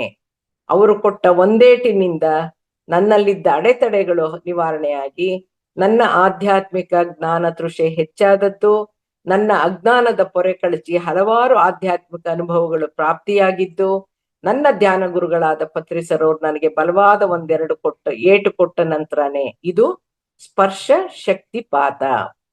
ಶಕ್ತಿಪಾತದಲ್ಲಿ ಹಲವು ವಿಧಾನಗಳಿದೆ. ಸ್ಪರ್ಶ, ದೃಷ್ಟಿ, ಮಂತ್ರ, ಸಾಮೀಪ್ಯ ಮತ್ತು ಇಚ್ಛಾ. ಸ್ಪರ್ಶ ಶಕ್ತಿಪಾತದಲ್ಲಿ ಗುರುವು ತನ್ನ ಶಿಷ್ಯನನ್ನ ಸ್ಪರ್ಶಿಸಿ ತನ್ನ ಶಕ್ತಿಯನ್ನ ರವಾನಿಸ್ತಾನೆ. ಈ ಟಚ್ ಮೆಥಡ್ ಮೂಲಕ ಬ್ಲಾಕೇಜಸ್ ನ ತೆಗಿತಾನೆ. ಚಾಲನೆ ಇಲ್ಲದೆ ಸ್ಥಗಿತಗೊಂಡಿರೋ ಎನರ್ಜಿ ಸೆಂಟರ್ಸ್ ನ ಅಂದ್ರೆ ಚಕ್ರಗಳನ್ನ ಚಾಲನೆಗೊಳಿಸ್ತಾನೆ. ದೃಷ್ಟಿ ಶಕ್ತಿಪಾತ ಅಂದ್ರೆ ಗೇಜಿಂಗ್ ಮೆಥಡ್ ಅಂತಾರ ಅದನ್ನ. ಇಲ್ಲಿ ಗುರುವು ತನ್ನ ಶಿಷ್ಯನನ್ನ ದಿಟ್ಟಿಸಿ ನೋಡ್ತಾ ಅವನ ವಿನಾಶಕಾರಿ ಚಿಂತನೆಗಳನ್ನ ಗ್ರಹಿಸ್ತಾನೆ, ಅವನ ಪ್ರಾಮಾಣಿಕತೆಯನ್ನ ಸತ್ಯಾಸತ್ಯತೆಗಳನ್ನ ಗ್ರಹಿಸ್ತಾನೆ, ತಿದ್ದುಪಡಿ ಮಾಡಕ್ಕೆ ತನ್ನ ಶಕ್ತಿಯನ್ನ ರವಾನಿಸ್ತಾನೆ. ಮಂತ್ರ ಶಕ್ತಿಪಾತ ಅಂದ್ರೆ ಮಂತ್ರ ಮೆಥಡ್ ಅಂತಾರೆ. ಗುರುವು ಶಕ್ತಿಯುತ ಮಂತ್ರದ ಮೂಲಕ, ಮಂತ್ರ ದೀಕ್ಷೆ ಮೂಲಕ ತನ್ನ ಶಕ್ತಿಯನ್ನ ರವಾನಿಸಿ ಶಿಷ್ಯನ ಸಾಧನೆಗೆ ಅವಕಾಶ ಮಾಡಿಕೊಡ್ತಾನೆ. ಸಾಮೀಪ್ಯ ಶಕ್ತಿಪಾತ ಅಂದ್ರೆ ಪ್ರಾಕ್ಸಿಮಿಟಿ ಮೆಥಡ್ ಅಂತಾರೆ. ಅಂದ್ರೆ ಗುರುವಿನ ಬಳಿ ಇದ್ದಾಗ, ಗುರುವಿನ ಜೊತೆ ಇದ್ದಾಗ, ಗುರುವಿಗೆ ಸೇವೆಗಳನ್ನ ಮಾಡ್ತಾ ಇರುವಾಗ್ಲೇ ಗುರುವಿನ ಶಕ್ತಿ ಚೈತನ್ಯವು ಶಿಷ್ಯನಿಗೆ ರವಾನೆ ಆಗ್ತಾ ಇರುತ್ತೆ, ಅವನ ಅಜ್ಞಾನ ಕಳೀತಾ ಇರುತ್ತೆ, ಅವನಲ್ಲಿ ಬದಲಾವಣೆಗಳು ಪರಿವರ್ತನೆಗಳು ಬರ್ತಾ ಇರುತ್ತೆ. ಇನ್ನು ಇಚ್ಛಾ ಶಕ್ತಿಪಾತ, ಇದನ್ನ ಉದ್ದೇಶಾನುಸಾರ ಶಕ್ತಿಪಾತ ಅಂತ ಕೂಡ ಹೇಳ್ತಾರೆ. ಇದು ಇಂಟೆನ್ಷನ್ ಮೆಥಡ್ ಅಂತ. ಶಿಷ್ಯನ ಉದ್ದೇಶಾನುಸಾರ ದೂರದಿಂದಾನೆ ಗುರುವು ತನ್ನ ಶಕ್ತಿ ಚೈತನ್ಯವನ್ನ ಕಳಿಸ್ತಾನೆ. ಶಿಷ್ಯನ ಏಕಾಗ್ರತೆ, ಗಮನ ಮತ್ತು ಗುರುಭಕ್ತಿ ಅನುಸಾರನೂ ಕೂಡ ಗುರುವಿನ ಶಕ್ತಿಯನ್ನ, ಜ್ಞಾನವನ್ನ ಪಡೆಯಬಹುದು ಅನ್ನಕ್ಕೆ ಏಕಲವ್ಯನ ಜೀವಂತ ಕಥೆಯೇ ಸಾಕ್ಷಿ. ಏಕಲವ್ಯ ಅನ್ನೋ ಯುವಕ ಪ್ರಸಿದ್ಧ ಗುರುಗಳಾದ ದ್ರೋಣಾಚಾರ್ಯರಿಂದ ಬಿಲ್ಲುಗಾರಿಕೆಯನ್ನ ಕಲಿಯೋಕೆ ಬಯಸಿ ಅವ್ರ ಹತ್ರ ಹೋಗಿ ಕೇಳ್ತಾನೆ. ಜಾತಿ ನಿರ್ಬಂಧನೆಗಳನ್ನ ಉಲ್ಲೇಖಿಸಿ ದ್ರೋಣಾಚಾರ್ಯರು ಅವನಿಗೆ ಬಿಲ್ಲುಗಾರಿಕೆಯನ್ನ ಕಲಿಸೋಕೆ, ಅವನನ್ನ ಶಿಷ್ಯನಾಗಿ ಸ್ವೀಕರಿಸೋಕೆ ನಿರಾಕರಿಸ್ತಾನೆ. ಇದರಿಂದ ವಿಚಲಿತನಾಗದೇ ಇರುವಂತ ಏಕಲವ್ಯ ಏನ್ ಮಾಡ್ತಾನೆ, ದ್ರೋಣಾಚಾರ್ಯರ ವಿಗ್ರಹವನ್ನ ಮಣ್ಣಿನಿಂದ ರಚಿಸಿ ಆ ವಿಗ್ರಹವನ್ನೇ ತನ್ನ ಗುರು ಅಂತ ಪರಿಗಣಿಸಿ ತದೇಕ ಚಿತ್ತದಿಂದ ಭಕ್ತಿಯಿಂದ ನಮಿಸಿ ಅದರ ಮುಂದೆನೆ ತೀವ್ರ ಏಕಾಗ್ರತೆಯಿಂದ ಬಿಲ್ಲುಗಾರಿಕೆಯನ್ನ ಅಭ್ಯಾಸ ಮಾಡ್ತಾನೆ. ಹೀಗೆ ಅಭ್ಯಾಸದಲ್ಲಿ ತೊಡಗಿದ್ದಾಗ ಅವನು ಬಿಟ್ಟ ಬಾಣವೊಂದು ದ್ರೋಣಾಚಾರ್ಯರ ನಾಯಿಯ ಬಾಯಿಯನ್ನ ಹೊಕ್ಕು ಅದು ಸದ್ದು ಮಾಡ್ದಂಗೆ ಮೌನವಾಗಿದ್ದನ್ನ ದ್ರೋಣಾಚಾರ್ಯರು ನೋಡ್ಬಿಟ್ಟು ಏನ್ ಮಾಡ್ತಾರೆ, ಯಾರು ಹೊಡೆದಿರಕ್ ಸಾಧ್ಯ, ಇಂಥ ಪರ್ಫೆಕ್ಟ್ ಆಗಿ ಬಾಯಿ ಒಳಗಡೆ ಹೊಡೆದಿದಾನಲ್ಲ ಅಂತ ನೋಡ್ತಾ ಇದ್ದಾಗ ಏಕಲವ್ಯ ತಾನೇ ಮುಂದೆ ಬಂದ್ ಹೇಳ್ತಾನೆ, ನಾನೇ ಹೊಡೆದಿದ್ದು ಅಂತ ಒಪ್ಕೋತಾನೆ. ದ್ರೋಣಾಚಾರ್ಯರು ಏಕಲವ್ಯನ ಗುರು ಭಕ್ತಿಯನ್ನ ಪರೀಕ್ಷಿಸಕ್ಕೋಸ್ಕರ ಹಾಗೂ ತನ್ನ ಪಟ್ಟ ಶಿಷ್ಯನಾಗಿದ್ದ ಅರ್ಜುನನನ್ನ ಮೀರ್ಸೋ ಅಂತವ್ರು ಯಾರೂ ಇರಬಾರ್ದು ಅಂತ ಗುರುಕಾಣಿಕೆಯಾಗಿ ಅವನ ಹೆಬ್ಬೆರಳನ್ನ ಗುರುದಕ್ಷಿಣೆಯಾಗಿ ಸ್ವೀಕರಿಸ್ತಾರೆ, ಕೇಳ್ತಾರೆ, ಅವನ್ ತಕ್ಷಣ ಕೊಟ್ಬಿಡ್ತಾನೆ. ಈ ಕಥೆಯಲ್ಲಿ ಈ ದಿನದ ವಿಷಯವಾಗಿರೋ ಶಕ್ತಿಪಾತಕ್ಕೆ ಸಂಬಂಧಿಸಿದ ಹಾಗೆ ನಾವು ಅರ್ಥ ಮಾಡ್ಕೊಳ್ಬಹುದಾದದ್ದು ಏನು ಅಂತಂದ್ರೆ, ಮಾನಸಿಕವಾಗಿ ದ್ರೋಣಾಚಾರ್ಯರಿಂದಲೇ ಕಲಿಬೇಕು ಅನ್ನೋ ಛಲದಿಂದ ದ್ರೋಣಾಚಾರ್ಯರ ಮೂರ್ತಿಯನ್ನ ಮಾಡಿ ಅವರನ್ನ ಗುರು ಅಂತ ಪರಿಗಣಿಸಿ ಭಕ್ತಿಯಿಂದ ಬಿಲ್ಲು ವಿದ್ಯೆಯನ್ನ ಅಭ್ಯಾಸ ಮಾಡಿದ್ರು ಗುರುವಿನಲ್ಲಿದ್ದಂತ ವಿದ್ಯೆ, ಜ್ಞಾನ ಮತ್ತು ಗುರುವಿನ ಮಾರ್ಗದರ್ಶನ ಶಕ್ತಿಪಾತದ ರೂಪದಲ್ಲಿ ಹರಿದು ಬಂದು ಅವನ ಕಲಿಕೆ ಪೂರ್ಣವಾಗಿತ್ತು. ಅವನು ಬಿಲ್ಲು ವಿದ್ಯೆಯನ್ನ ಮುಂದೆ ಬಳಸದೇ ಇರೋ ಹಾಗೆ ಅವನ ಹೆಬ್ಬೆಟ್ಟನ್ನ ಗುರುದಕ್ಷಿಣೆಯಾಗಿ ಸ್ವೀಕರಿಸಿದ ದ್ರೋಣಾಚಾರ್ಯರ ಕುತಂತ್ರದ ವಿಷಯ ನಮ್ಗೆ ಬೇಕಿಲ್ಲ. ನಾವುಗಳು ನಮ್ಮ ಸಂಕಲ್ಪದಿಂದ, ಶ್ರದ್ಧಾಭಕ್ತಿಯಿಂದ, ಶಕ್ತಿ ಚೈತನ್ಯದ ಮಾಧ್ಯಮದಲ್ಲಿ ಯಾರು ಯಾರಿಗ್ ಬೇಕಾದ್ರೂ ಕನೆಕ್ಟ್ ಆಗ್ಬೋದು, ಶಕ್ತಿಪಾತದಲ್ಲಿ ಭಾಗಿಯಾಗ್ಬೋದು ಅನ್ನೋದನ್ನ ಅರ್ಥ ಮಾಡ್ಕೊಳ್ಬಹುದು. ಸಾಮೂಹಿಕ ಧ್ಯಾನದಲ್ಲಿ, ಹುಣ್ಣಿಮೆ ಧ್ಯಾನದಲ್ಲಿ, ಮಂಡಲ ಧ್ಯಾನದಲ್ಲಿ ಭಾಗವಹಿಸಿದಾಗ ಗ್ರೇಟ್ ಮಾಸ್ಟರ್ಸ್ನ, ಆಸ್ಟ್ರಲ್ ಮಾಸ್ಟರ್ಸ್ನ ನಮ್ಮ ಜೊತೆ ಧ್ಯಾನ ಮಾಡಕ್ಕೆ ನಾವು ಸ್ವಾಗತಿಸಿದಾಗ, ವೆಲ್ಕಮ್ ಮಾಡಿದಾಗ ನಾವು ಆಟೋಮ್ಯಾಟಿಕ್ ಆಗಿ ಅವರುಗಳ ಚೈತನ್ಯಕ್ಕೆ ಕನೆಕ್ಟ್ ಆಗ್ತೀವಿ. ಅವರು ನಮ್ಗೆ ಕರುಣಿಸುವಂತ ದಿವ್ಯ ಚೈತನ್ಯದ ಶಕ್ತಿಪಾತದಿಂದ ಅದೇ ಧ್ಯಾನ ಕಾಲದಲ್ಲಿ ನಮ್ಗೆ ಹಲವಾರು ದಿವ್ಯಾನುಭವಗಳಾಗ್ಬಹುದು, ಆಧ್ಯಾತ್ಮಿಕ ಅತೀಂದ್ರಿಯ ಅನುಭವಗಳಾಗ್ಬಹುದು, ಜ್ಞಾನಾನುಭವಗಳಾಗ್ಬಹುದು. ಅದೇ ಈ ವಿಶೇಷ ಶಕ್ತಿಪಾತದಿಂದ. ಯಾರಿಗೆ ಧ್ಯಾನ ಮಾಡಕ್ ಆಗ್ತಾ ಇಲ್ಲ, ನನ್ಗೆ ಧ್ಯಾನ ಕೂಡ್ತಾ ಇಲ್ಲ, 10 ನಿಮಿಷದ ಮೇಲೆ ನನ್ಗೆ ಧ್ಯಾನ ಕೂತ್ಕೊಳ್ಳಕ್ ಆಗ್ತಾ ಇಲ್ಲ ಅಂತಿರ್ತಾರೋ ಅವರುಗಳು, ಎಷ್ಟು ಸಂಸ್ಥೆಗಳಿದೆ, ಎಷ್ಟು ಯೂಟ್ಯೂಬ್ ಚಾನೆಲ್ಗಳಿದೆ, ಅವರು ಮಾಡೋ ಆಯೋಜಿಸುವಂತ ಕಾರ್ಯಕ್ರಮದಲ್ಲಿ ಭಾಗವಹಿಸಿ ಸಾಮೂಹಿಕ ಧ್ಯಾನದಲ್ಲಿ, ಮಂಡಲ ಧ್ಯಾನದಲ್ಲಿ ಸೇರಿದಾಗ ಮಾಸ್ಟರ್ಸ್ಗಳ ಶಕ್ತಿಪಾತದಿಂದ ಧ್ಯಾನ ಕೂಡುತ್ತೆ. ಅವರುಗಳ ಶಕ್ತಿ ಚೈತನ್ಯದ ಜೊತೆ ಅನುಸಂಧಾನವಾಗ್ತೀವಿ, ನಿಜವಾದ ಧ್ಯಾನದ ಫಲ ನಮ್ಗೆ ಲಭಿಸುತ್ತೆ. ಈಗ ಶಕ್ತಿತಾಣ, ಶಕ್ತಿ ಕ್ಷೇತ್ರ ಅಂತ ನಾವು ಮಾತಾಡ್ತೀವಲ್ವಾ, ಪುರಾತನ ದೇವಸ್ಥಾನಗಳ ಬಗ್ಗೆ ಹೇಳೋದಾದ್ರೆ ಇವತ್ತು ನಾವು ಯಾವ್ಯಾವ ಕ್ಷೇತ್ರಗಳನ್ನ, ಸ್ಥಳಗಳನ್ನ, ಪುಣ್ಯ ಕ್ಷೇತ್ರಗಳು, ಯಾವ್ಯಾವ ದೇವಸ್ಥಾನಗಳನ್ನ ದಿವ್ಯ ಕ್ಷೇತ್ರ, ಪ್ರಭಾವಿ ದೇವತೆಗಳ ನಿವಾಸ ಸ್ಥಾನ ಅಂತ ಪರಿಗಣಿಸಿ ನಾವುಗಳಲ್ಲಿ ಭೇಟಿ ಕೊಡ್ತಾ ಇದೀವೋ, ಅವೆಲ್ಲವೂ ಪುರಾತನ ಶ್ರೇಷ್ಠ ಋಷಿ ಮುನಿಗಳು, ತಪಸ್ವಿಗಳು ಸಾಧನೆಯಲ್ಲಿ ತೊಡಗಿ ತಪೋಶಕ್ತಿಯನ್ನ ಸಂಪಾದಿಸಿದಂತ ತಪೋಭೂಮಿಗಳಾಗಿವೆ ಅವು. ಆ ತಪೋ ಸಾಧನೆಯ ಸ್ಥಳಗಳಲ್ಲಿ ಆಯಾ ಋಷಿ ಮುನಿಗಳು ಸಂಪಾದಿಸಿಟ್ಟಿದ್ದಂತಹ ದಿವ್ಯ ಶಕ್ತಿಯನ್ನ ಕೇಂದ್ರೀಕರಿಸೋಕ್ಕೋಸ್ಕರ ದೇವಸ್ಥಾನವನ್ನ ಸ್ಥಾಪಿಸಲಾಗಿರೋದು ಅಂತ ಹಲವಾರು ಕಡೆ ನಾನು ಓದಿದ್ದೀನಿ, ಕೇಳಿದ್ದೀನಿ. ನಾವಲ್ಲಿಗೆ ಅಂತಹ ಶಕ್ತಿ ಪೀಠಗಳಿಗೆ ಹೋದಾಗ ಧ್ಯಾನದಲ್ಲಿ ತೊಡಗಿ ಆ ಶಕ್ತಿ ಚೈತನ್ಯವನ್ನ ಪಡಿಬೇಕೇ ವಿನಃ ಅಲ್ಲಿನ ಪ್ರತಿಷ್ಠಾಪಿತ ದೇವಿಯರ ದೇವತೆಗಳ ಉಪಾಸನೆಗೆ ಮಾರು ಹೋಗೋದಲ್ಲ. ಆ ಕ್ಷೇತ್ರಗಳು ಅವರು ತಪಸ್ಸಿನಿಂದ ಪ್ರಸಿದ್ಧವಾಗಿದೆಯೇ ಹೊರತು, ಶಕ್ತಿ ಕ್ಷೇತ್ರವಾಗಿದೆಯೇ ಹೊರತು ಆ ದೇವತೆಯರ ಮಹಿಮೆ ಎಂದಲ್ಲ ಅನ್ನೋ ಉಲ್ಲೇಖ ಕೂಡ ಇದೆಯಂತೆ. ಅದಕ್ಕೆ ಪತ್ರಿ ಸರ್ ಅವ್ರು ಏನ್ ಹೇಳ್ತಾ ಇದ್ರು ಅಂದ್ರೆ, ನಾವು ದೇವಸ್ಥಾನಗಳಿಗೆ ಹೋದಾಗ ಅಲ್ಲಿ ಧ್ಯಾನ ಮಾಡ್ಬೇಕು. ಯಾಕೆ ಅಂದ್ರೆ ಅಲ್ಲಿ ಪಿರಮಿಡ್ ಇರುತ್ತೆ, ಗೋಪುರಗಳಿರುತ್ತೆ, ಅವು ಪ್ರಕೃತಿಯಲ್ಲಿ ಲಭ್ಯವಿರುವಂತ ವಿಶ್ವಶಕ್ತಿಯನ್ನ ಸೆಳೆಯುವಂತ, ಹೀರ್ಕೊಳ್ಳುವಂತ, ಕರೆಸಬಲ್ಲ ಅಂತ ಸಾಮರ್ಥ್ಯ ಇರುತ್ತದಕ್ಕೆ. ಅವು ವಿಶ್ವಶಕ್ತಿಯನ್ನ ತಗೊಂಡಿದ್ದನ್ನ ಪ್ರಸರಿಸುತ್ತೆ. ಅಂದ್ರೆ ದೇವಸ್ಥಾನದ ಒಳಗಡೆ ಆವರಣದಲ್ಲೆಲ್ಲ ಹರಡುತ್ತೆ. ದೇವಸ್ಥಾನದಲ್ಲಿ ಲೌಕಿಕ ಸದ್ದುಗದ್ಲ ಇಲ್ದೇನೆ ಅಲ್ಲಿ ನಿಶಬ್ದತೆನೂ ಇರುತ್ತೆ. ಅಲ್ಲಿ ಘಂಟಾನಾದಗಳಿರೋದ್ರಿಂದ ನೆಗೆಟಿವ್ ಎನರ್ಜಿಗಳು ದೇವಾಲಯದ ಒಳಗಡೆ ಸುಳಿಯೋಲ್ಲ. ಹಾಗಾಗಿ ಅಲ್ಲಿ ಧ್ಯಾನ ಮಾಡ್ಲೇಬೇಕು ಅಂತ ಪತ್ರಿ ಸರ್ ಹೇಳಿದ್ದಾರೆ. ನಾನು ಸಂಗ್ರಹಿಸಿರೋ ಮಾಹಿತಿ ಪ್ರಕಾರ ಯಾವ್ಯಾವ ಪುರಾತನ ದಿವ್ಯ ಕ್ಷೇತ್ರಗಳಲ್ಲಿ, ಪುಣ್ಯ ಕ್ಷೇತ್ರಗಳಲ್ಲಿ ಯಾವ್ಯಾವ ಋಷಿ ಮುನಿಗಳ, ಮಹರ್ಷಿಗಳ ಕಠಿಣ ತಪಸ್ಸು ಕಾರಣವಾಗಿದೆ ಅನ್ನೋದನ್ನ ನಮಗೆ ಮಾಹಿತಿಗಾದರೂ ಗೊತ್ತಿರಬೇಕು. ತಿರುಪತಿ ಯಾಕೆ ಫೇಮಸ್ ಅಂದ್ರೆ ಕೊಂಕಣನವರ್ ಅನ್ನೋರು ತಪಸ್ ಮಾಡಿರೋ ಜಾಗ. ಪಳಿನಿನಲ್ಲಿ ಭೋಗರ್, ರಾಮೇಶ್ವರಂ ಪತಂಜಲಿ ಮಹರ್ಷಿಗಳು, ಸುಚೀಂದ್ರಂ ಅತ್ರಿ ಮಹರ್ಷಿ, ಶಬರಿಮಲೈನಲ್ಲಿ ಮಾತಂಗಿ ಮಹರ್ಷಿ, ಕುಂಭಕೋಣಂನಲ್ಲಿ ಅಗಸ್ತ್ಯರ್, ಮಧುರೈನಲ್ಲಿ ರಾಮದೇವರ್, ಕಾಶಿನಲ್ಲಿ ನಂದಿದೇವರ್, ಚಿದಂಬರಂನಲ್ಲಿ ತಿರುಮುಲರ್, ಮಥುರಾದಲ್ಲಿ ಶ್ರೀಕೃಷ್ಣ, ಗಯಾದಲ್ಲಿ ಶ್ರೀ ಬುದ್ಧ. ಶಕ್ತಿಪಾತ ಅಂದ್ರೆ ಮನುಷ್ಯರಿಂದ ಮನುಷ್ಯರಿಗೆ ಮಾತ್ರ ಶಕ್ತಿಯನ್ನ ವರ್ಗಾವಣೆ ಮಾಡೋದು ಅಂತ ಅಲ್ಲ. ಖನಿಜವಾಗಿ ಅವತರಿಸಿದ ಆತ್ಮಗಳು ಮುಂದೆ ಮಿನರಲೈಸೇಷನ್, ಕ್ರಿಸ್ಟಲೈಸೇಷನ್, ಜೆಮಿಫಿಕೇಶನ್ ಅನ್ನೋ ಒಂದು ವಿಕಸನ ಪ್ರಕ್ರಿಯೆಗಳಿಂದ ಸ್ಫಟಿಕಗಳಾಗಿ, ರತ್ನದ ಕಲ್ಲುಗಳಾಗಿ ಮಾನವನಿಗೆ ತನ್ನ ಶಕ್ತಿಯನ್ನ ವರ್ಗಾಯಿಸೋ ಮೂಲಕ ಶಕ್ತಿಪಾತಕ್ಕೆ ಕಾರಣವಾಗುತ್ತೆ. ಅಂದ್ರೆ ಖನಿಜ ಸಾಮ್ರಾಜ್ಯದಿಂದಾನೂ ನಮಗೆ ಶಕ್ತಿಪಾತ ಆಗುತ್ತೆ.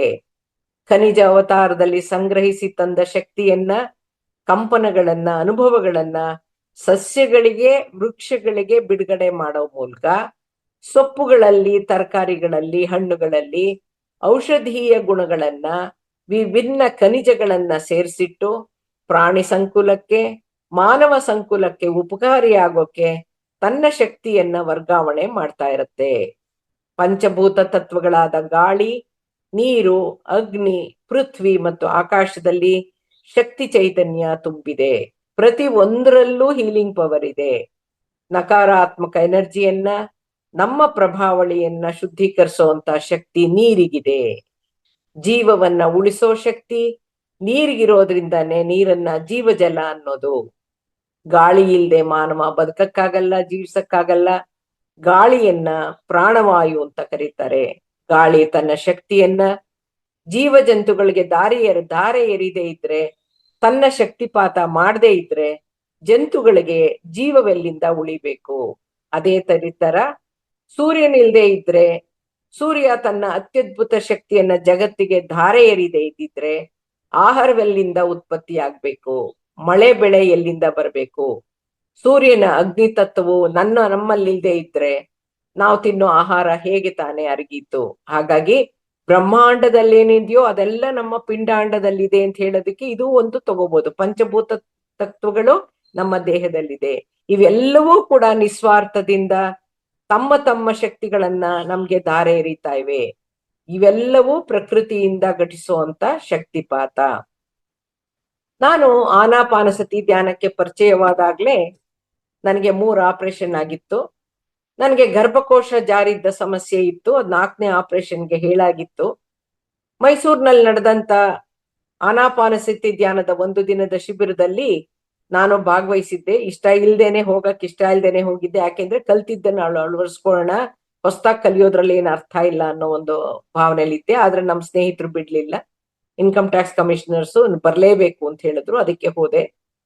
ಸೊ ಆ 1 ದಿನದ ಶಿಬಿರದಲ್ಲಿ ಭಾಗವಹಿಸಿದಾಗ ಪತ್ರಿ ಸರ್ಗೆ ನಾನು ಪ್ರಶ್ನೆ ಕೇಳಿದ್ದೇನು ಅಂದ್ರೆ, ನೀವೇನ್ ಧ್ಯಾನ ಅಂತ ಹೇಳ್ಕೊಡ್ತಾ ಇದ್ದೀರೋ ಅದ್ರಲ್ಲಿ ಉಸಿರನ್ನ ಗಮನಿಸು ಅಂತ ಹೇಳ್ತಾ ಇದ್ದೀರಲ್ಲ, ನಿಮ್ಮ ಉಸಿರನ್ನ ಗಮನಿಸೋ ಧ್ಯಾನ ವಿಧಾನದಿಂದ ನನ್ನ ಭೌತಿಕ ದೇಹದಲ್ಲಿ ಗರ್ಭಕೋಶ ಜಾರ್ಬಿಟ್ಟು ಪ್ರೊಲ್ಯಾಪ್ಸ್ ಆಗಿದೆ ಅಂತ ಹಾಗೆ ಹೇಳ್ತಾ ಇದ್ದಾರೆ ಡಾಕ್ಟ್ರು. ಸೊ ನಿಮ್ಮ ಉಸಿರನ್ನ ಗಮನಿಸೋ ಧ್ಯಾನದಿಂದ ಫಿಸಿಕಲ್ ಲೆವೆಲ್ ಅಲ್ಲಿ ಇರೋ ಪ್ರಾಬ್ಲಮ್ ಸಾಲ್ವ್ ಆಗತ್ತಾ ಅಂತ ಟೀಗ್ ಬಿಟ್ಟಾಗ ಕೇಳಿದೆ, ಊಟಕ್ ಬಿಟ್ಟಾಗ ಕೇಳಿದೆ, ಮಧ್ಯಾಹ್ನ ಟೀ ಟೈಮ್ ನಲ್ಲಿ ಕೇಳಿದೆ, ಕನ್ಕ್ಲೂಡ್ ಆದ್ಮೇಲೆ ಕೇಳಿದೆ. ಅವ್ರನ್ನ 3-4 ಸಲ ಮತ್ತೆ ಅದೇ ಪ್ರಶ್ನೆ ಕೇಳ್ತಾ ಇದ್ದಾಗ ಪತ್ರಿ ಸರಿಗೆ ಕೋಪ ಬಂದು, don't keep on asking the same question, first go and meditate, idiotic ಅಂತ ಬೈದ್ಬಿಟ್ಟಿದ್ರು. ಸೊ ಎತ್ತರದ ಧ್ವನಿನಲ್ಲಿ ಕಿರ್ಚ್ತಾ ಹೇಳ್ಬಿಟ್ರು ಅವರು. ನನಗೆ ತುಂಬಾ ಬೇಜಾರು ಆಯ್ತು, ಪತ್ರಿ ಸರ್ ಮೇಲೆ ಕೋಪನೂ ಬಂತು. ಆದ್ರೆ ನನ್ನಲ್ಲಿ ಒಂದು ಛಲ ಹುಟ್ಟಿತು. ಅದೇನು ಅಂದ್ರೆ, ಎನರ್ಜಿ ಬರುತ್ತೆ ಅಂತಾರಲ್ಲ, ನೋಡೇ ಬಿಡೋಣ ಅಂತ ಆವತ್ತಿಂದಾನೆ ಪ್ರತಿನಿತ್ಯ 1 ಗಂಟೆಗಳ ಕಾಲ ಧ್ಯಾನ ಮಾಡ್ತಾ ಬಂದೆ. ಕೋಪದಿಂದ ಮಾಡದ್ನೋ, ಬೇಜಾರಿನಿಂದ ಮಾಡದ್ನೋ, ಛಲದಿಂದ ಮಾಡದ್ನೋ, 25 ವರ್ಷಗಳಿಂದ ನಾನ್ ಸಫರ್ ಆಗ್ತಾ ಇದ್ದಂತ ಮೈಗ್ರೇನ್ ತಲೆನೋವು ದಿನಕ್ಕೆ 4-5 ಮಾತ್ರೆಗಳನ್ನು ತಗೊಳ್ಬೇಕಾಗಿದ್ದ ಸ್ಥಿತಿಯಿಂದ ಧ್ಯಾನ ಮಾಡ್ತಾ ಮಾಡ್ತಾ ಸಂಪೂರ್ಣವಾಗಿ ಹೊರಬಂದೆ. ಆವಾಗ ವಾಸಿಯಾಗಿರೋ ತಲೆನೋವು ಇವತ್ತಿನವರೆಗೂ ನನ್ನ ಹತ್ರ ಸುಳಿದಿಲ್ಲ. ಹಾಗೇನೆ ಗರ್ಭಕೋಶದ ಸಮಸ್ಯೆನೂ ಸರಿ ಹೋಗ್ಬೋದೇನೋ ಅನ್ನೋ ಭಾವನೆಯಲ್ಲಿದ್ದು, ಈಗ ಮೈಗ್ರೇನ್ ತಲೆನೋವು ವಾಸಿ ಆಯ್ತಲ್ಲ, ನಂಗೆ ಸಂತೋಷ ಆಗ್ಬಿಟ್ಟು ಧ್ಯಾನ ಪ್ರಚಾರದಲ್ಲಿ, ಜ್ಞಾನ ಪ್ರಸಾರದಲ್ಲಿ ನನ್ನನ್ನ ತೊಡಗಿಸ್ಕೊಂಡ್ಬಿಟ್ಟೆ. ನಾನು ಅವಾಗ ಧ್ಯಾನ ಶಕ್ತಿ ಅವರೋಹಣ ಆರೋಹಣ ಅಂತ ಏನ್ ಹೇಳಿದ್ನೋ ಆತರ ಪ್ರಕೃತಿಯಿಂದ ನನಗೆ ಶಕ್ತಿಪಾತ ಆಯ್ತು, ಎನರ್ಜಿ ಬಂತು, ಕಾಸ್ಮಿಕ್ ಎನರ್ಜಿ. ನನ್ನಲ್ಲಿರೋ ಶಕ್ತಿ ಏನೇನ್ ಕಡಿಮೆ ಇತ್ತೋ ಅದು ಆರೋಹಣ ಆಯ್ತು, ಅಂದ್ರೆ ಜಾಸ್ತಿ ಆಯ್ತು. ನನಗೆ ಆರೋಗ್ಯ ಬಂತು, ಧ್ಯಾನದಲ್ಲಿ ಆಸಕ್ತಿ ಬಂತು. ಧ್ಯಾನ ಪ್ರಚಾರದಲ್ಲಿ ಆ ಕ್ಷಣದಿಂದಾನೇ ಶುರು ಮಾಡ್ಕೊಂಡ್ಬಿಟ್ಟೆ. 4 ವರ್ಷಗಳ ನಂತರ ಮತ್ತೆ ರಕ್ತಸ್ರಾವ ಪ್ರಾರಂಭ ಆಯ್ತು. ಗರ್ಭಕೋಶ ತೆಗಿಲೇಬೇಕು ಅಂದ್ರು ಸರ್ಜನ್. ಆಪರೇಷನ್ ದಿನಾನು ನಿರ್ಧಾರ ಆಯ್ತು. 2 ಬಾಟಲ್ ರಕ್ತಾನು ಅರೇಂಜ್ ಮಾಡ್ಕೊಂಡಾಯ್ತು, ರಜಾನು ಹಾಕಾಯ್ತು. ಪತ್ರಿ ಸರ್ಗೆ ಹೇಗ್ ತಿಳಿಸೋದು ಅಂತ ಆಲೋಚಿಸ್ತಾ ಇರುವಾಗ್ಲೇನೆ ಪತ್ರಿ ಸರ್ ಶಿವಮೊಗ್ಗದ ನಮ್ಮ ಮನೆಗೆ ಫೋನ್ ಮಾಡಿ, ಲ್ಯಾಂಡ್ ಲೈನ್ಗೆ, who are you to get rid of any organ of your body, no operation, nothing, meditate daily 2 hours 2 times, channelise the energy, pass resolutions ಅಂತ ಹೇಳಿ ಫೋನ್ ಇಟ್ಟೇ ಬಿಟ್ರು. ನಾನು ಒಂದು ಮಾತು ಮಾತಾಡಕ್ ಅವಕಾಶ ಕೊಡ್ಲೇ ಇಲ್ಲ. ನಾನು ಶಕ್ತಿಪಾತ ಅನ್ನೋದಕ್ಕೆ ಇಲ್ಲೂ ಒಂದು ಉದಾಹರಣೆ ಏನು ಅಂದ್ರೆ, ನಾನು ಆಲೋಚನೆ ಮಾಡಿದ್ದು, ಆಲೋಚನೆ ಶಕ್ತಿ ಏನಂತ ಪತ್ರಿ ಸರ್ ಕೇಳ್ಬೇಕಿತ್ತು. ಧ್ಯಾನದಿಂದ ಈ ಫಿಸಿಕಲ್ ಪ್ರಾಬ್ಲಮ್ ಇಂದ ಇದು ಹೋಗುತ್ತೆ ಅಂತ ಹೇಳಿದ್ರಲ್ಲ, 4 ವರ್ಷ ಆದ್ರೂ ಹೋಗ್ಲೇ ಇಲ್ವಲ್ಲ ಅಂತ ಕೇಳ್ಬೇಕಿತ್ತು. ಆಪರೇಷನ್ ಆಗ್ಲೇಬೇಕು ಅಂದಿದ್ದಾರಲ್ಲ ಅಂತ ಕೇಳ್ಬೇಕು ಅನ್ನೋ ಆ ಚಿಂತನೆ ಏನಿದೋ ಶಕ್ತಿಪಾತದ ಮೂಲಕ, ಎನರ್ಜಿ ಟ್ರಾನ್ಸ್ಫರ್ ಮೂಲಕ ಪತ್ರಿ ಸರಿಗೆ ತಲುಪ್ತು.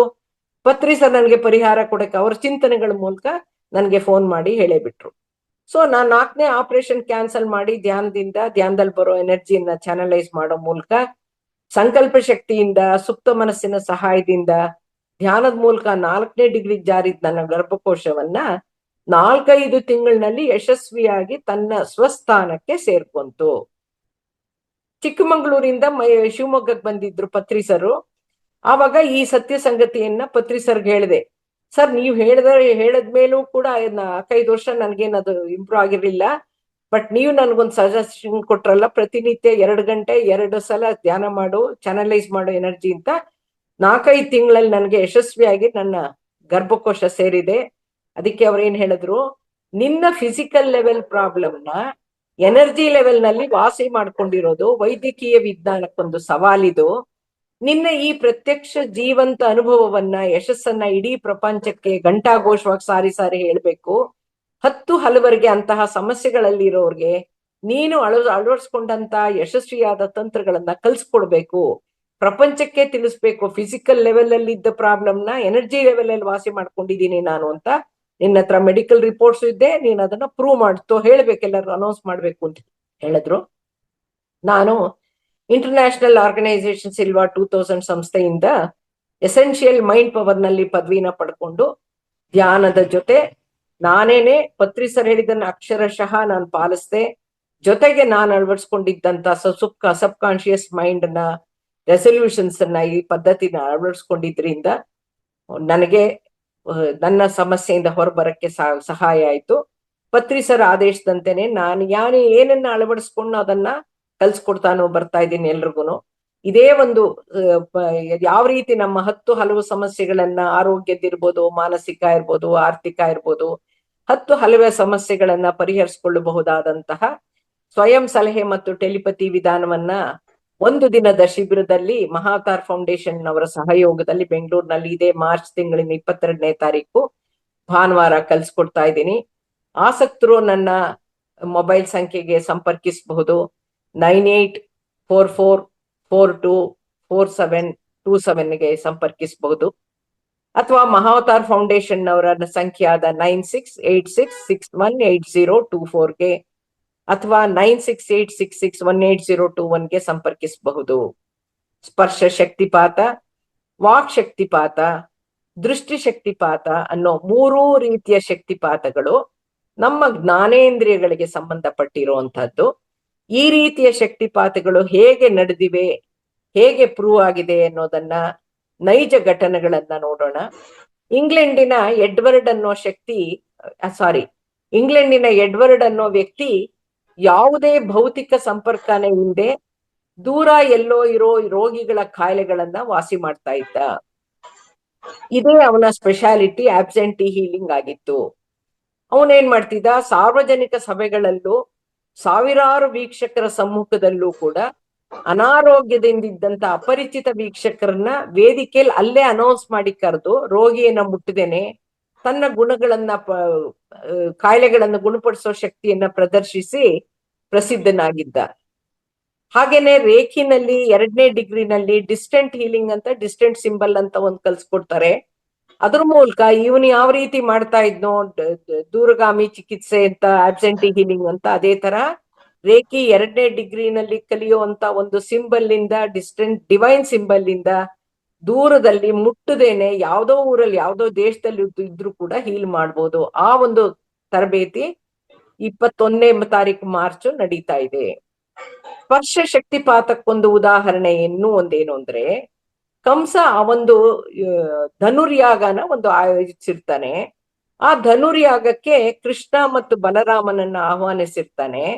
ಆ ಸಂದರ್ಭಕ್ಕೆ ಕಂಸನ ಅಲಂಕಾರಕ್ಕೆ ಪ್ರತಿದಿನ ಗಂಧ ತೇಯ್ದು ಕೆಲಸ ಮಾಡ್ತಾ ಇದ್ದಂತ ಕುಬ್ಜೆ ಏನ್ ಮಾಡ್ತಾಳೆ, ಕೈಯಲ್ಲಿ ಒಂದು ಗಂಧದ ಬಟ್ಲಲ್ಲಿ ಗಂಧ ತೇಯ್ದಿರೋದನ್ನ ಹಿಡ್ಕೊಂಡ್ಬಂದು ನಾನು ಶ್ರೀಕೃಷ್ಣನ್ಗೆ ಗಂಧ ಹಚ್ಬೇಕು ಅಂತ ಹೇಳ್ತಾಳೆ. ಗೂನು ಬೆನ್ನಾದ್ರಿಂದ ನನ್ ಬರೀ ಕೈಗೆ ಮಾತ್ರ ಹಚ್ಚಕ್ಕಾಗತ್ತೆ ಅಂತ ಹೇಳ್ತಾಳೆ. ಆಗ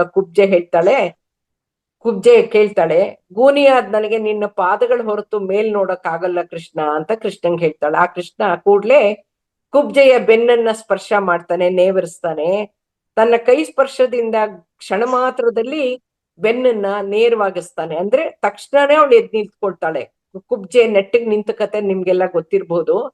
ಅವಳ ಗೂನು ಬೆನ್ನನ್ನ ಸರಿಯಾದದ್ದು ಅಷ್ಟೇ ಅಲ್ಲ, ಅವಳು ಕೃಷ್ಣನ ಸ್ಪರ್ಶ ಮಾತ್ರದಿಂದ, ಶಕ್ತಿಪಾತದಿಂದ ಅವಳೊಬ್ಳು ಜ್ವಲಂತ ಸುಂದರಿ ಆಗ್ತಾಳೆ. ಇದೇನೆ ಸ್ಪರ್ಶ ಶಕ್ತಿಪಾತ. ಸ್ಪರ್ಶ ಶಕ್ತಿಪಾತಕ್ಕೆ ಮತ್ತೂ ಒಂದು ಉದಾಹರಣೆ ಏನು ಅಂದ್ರೆ, ಕುರುಡ ರಾಮು ಮತ್ತು ಸ್ವಾಮಿ ಕೇವಲಾನಂದ್ರು ಲಾಹಿರಿ ಮಹಾಶಯರ ಶಿಷ್ಯರಾಗಿರ್ತಾರೆ.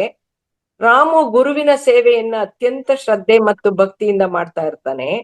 ಇದನ್ನ ಗಮನಿಸಿದಂತ ಕೇವಲಾನಂದರಿಗೆ ರಾಮುವಿನ ಮೇಲೆ ಕರುಣೆ ಉಂಟಾಗ್ಬಿಟ್ಟು, ಇಂಥ ಮಹಾಮಹಿಮ ನಿಷ್ಠಾವಂತ ಶಿಷ್ಯನಿಗೆ ಕಣ್ಣಿನ ಜ್ಯೋತಿ ಇಲ್ಲ ಅಂತಂದ್ರೆ ಹೇಗೆ ಅಂತ ಮನಸ್ಸಿನಲ್ಲಿ ಆಲೋಚಿಸ್ಕೊಂಡು ರಾಮುನ್ ಕರೆದ್ಬಿಟ್ಟು ಹೇಳ್ತಾರೆ, ನೀನ್ ಯಾಕೆ ಗುರುಗಳ ಹತ್ರ ಹೋಗ್ಬಿಟ್ಟು ಅಂಧತ್ವ ನಿವಾರಣೆಗಾಗಿ ಯಾಕೆ ನೀನು ಬೇಡ್ಕೋಬಾರ್ದು, ಕೇಳ್ಕೋಬಾರ್ದು ಅಂತ ಒಂದ್ ಸಲಹೆ ಕೊಡ್ತಾರೆ. ಆಗ ರಾಮು ಅಳುಕಿನಿಂದಾನೇ ಹೇಳ್ತಾನೆ, ಆಧ್ಯಾತ್ಮಿಕ ಸಂಪತ್ತಿನ ಜೊತೆಗೆ ಭೌತ ಸಂಪತ್ತನ್ನು ಕೊಡಿ ಅಂತ ನಾನ್ ಹೇಗೆ ಕೇಳೋದು, ಹೇಗ್ ಬಾಯಿ ಬರುತ್ತೆ ನನ್ಗೆ ಅಂತ ಅನ್ಸುದ್ರುನು ಕೇವಲಾನಂದರ ಮಾತನ್ನು ತೆಗ್ಸಕ್ಕಾಗ್ದೇನೆ ಗುರುಗಳ ಹತ್ರ ಹೋಗ್ಬಿಟ್ಟು, ಲಾಹಿರಿ ಮಹಾಶಯರ ಹತ್ರ ಹೋಗ್ಬಿಟ್ಟು ಸಂಕೋಚದಿಂದಾನೆ ಕೇಳ್ತಾನೆ. ಗುರುಗಳು ಅವನನ್ನ ಕರೆದ್ಬಿಟ್ಟು ಹತ್ರದಲ್ಲಿ ಕೂಡಿಸ್ಕೊಂಡು ಕಣ್ಮುಚ್ಚಿ ಅವನ ಕಣ್ಣುಗಳನ್ನ ಸ್ಪರ್ಶಿಸಿ ರೆಪ್ಪೆ ಮೇಲೆ ಕೈಯಾಡಿಸ್ತಾರೆ. ರಾಮುವಿನ ಅಂಧತ್ವದ ನಿವಾರಣೆ ಆಗುತ್ತೆ. ಅವನ ಕಣ್ಣಿನ ಜ್ಯೋತಿಯನ್ನ ಬೆಳಗ್ತಾರೆ. ಗುರುಗಳಿಗೆ ನಮ್ಮ ಕಷ್ಟ ಮತ್ತು ತೊಂದರೆಗಳು ಗೊತ್ತಿದ್ರೂ ಕೂಡ ನಮ್ಮಿಂದ ಬೇಡಿಕೆಗಾಗಿ ಕಾಯ್ತಾ ಇರ್ತಾರೆ. ಬೇಡಿ ಆಶೀರ್ವಾದವನ್ನ ಪಡೆದಾಗ ಆಗೋ ಆನಂದನೇ ಬೇರೆ, ತೃಪ್ತಿನೇ ಬೇರೆ. ಸ್ಪರ್ಶ ಶಕ್ತಿಪಾತಕ್ಕೆ ಮಗದೊಂದು ಉದಾಹರಣೆ ಏನು ಅಂದ್ರೆ, ಯೇಸು ಕ್ರಿಸ್ತ ಉದ್ದನೆಯ ನೀಳವಾದ ವಸ್ತ್ರವನ್ನ, ಅಂದ್ರೆ ರೋಬ್ ಅಂತಾರ ಅದನ್ನ, ಉದ್ದ ನೀಳ ಅಂಗಿ ಇತ್ತ ಹಾಕ್ತಾ ಇದ್ದಂತೆ. ಅವನನ್ನ ನೋಡಕ್ಕೆ, ಅವನ ಮಾತನಾಲ್ಸಕ್ಕೆ ನೂರಾರು ಮಂದಿ ಸೇರ್ತಾ ಇದ್ರಂತೆ. ಅಂತಹ ಸಭೆಯೊಂದರಲ್ಲಿ ಕುಷ್ಠರೋಗಿಯೊಬ್ಬನ್ ಭಾಗವಹಿಸಿದ್ದಾಗ ಅವನು ಎರಡೂ ಕಡೆಗಳಲ್ಲಿ ಜನಗಳು ನಿಂತು, ಮಧ್ಯದಲ್ಲಿ ಈ ವ್ಯಕ್ತಿಗಳು ಓಡಾಡಕ್ ಜಾಗ ಬಿಟ್ಟಿರ್ತಾರಲ್ಲ, ಆತರ ಅಂಚದಲ್ಲಿ ನಿಂತಿದ್ದಂತೆ.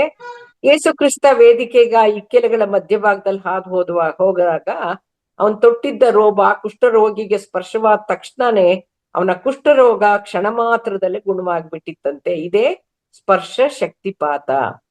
ವಾಕ್ ಶಕ್ತಿಪಾತಗಳು ಕೂಡ ಸಾಧ್ಯ. ಅದು ಆಶೀರ್ವಾದ ಆಗ್ಬೋದು, ವರಗಳನ್ನ ಕೊಡಕ್ಕೂ ಆಗ್ಬೋದು, ಅಥವಾ ಶಾಪಗಳನ್ನ ಕೊಡಕ್ಕೂ ಆಗ್ಬಹುದು.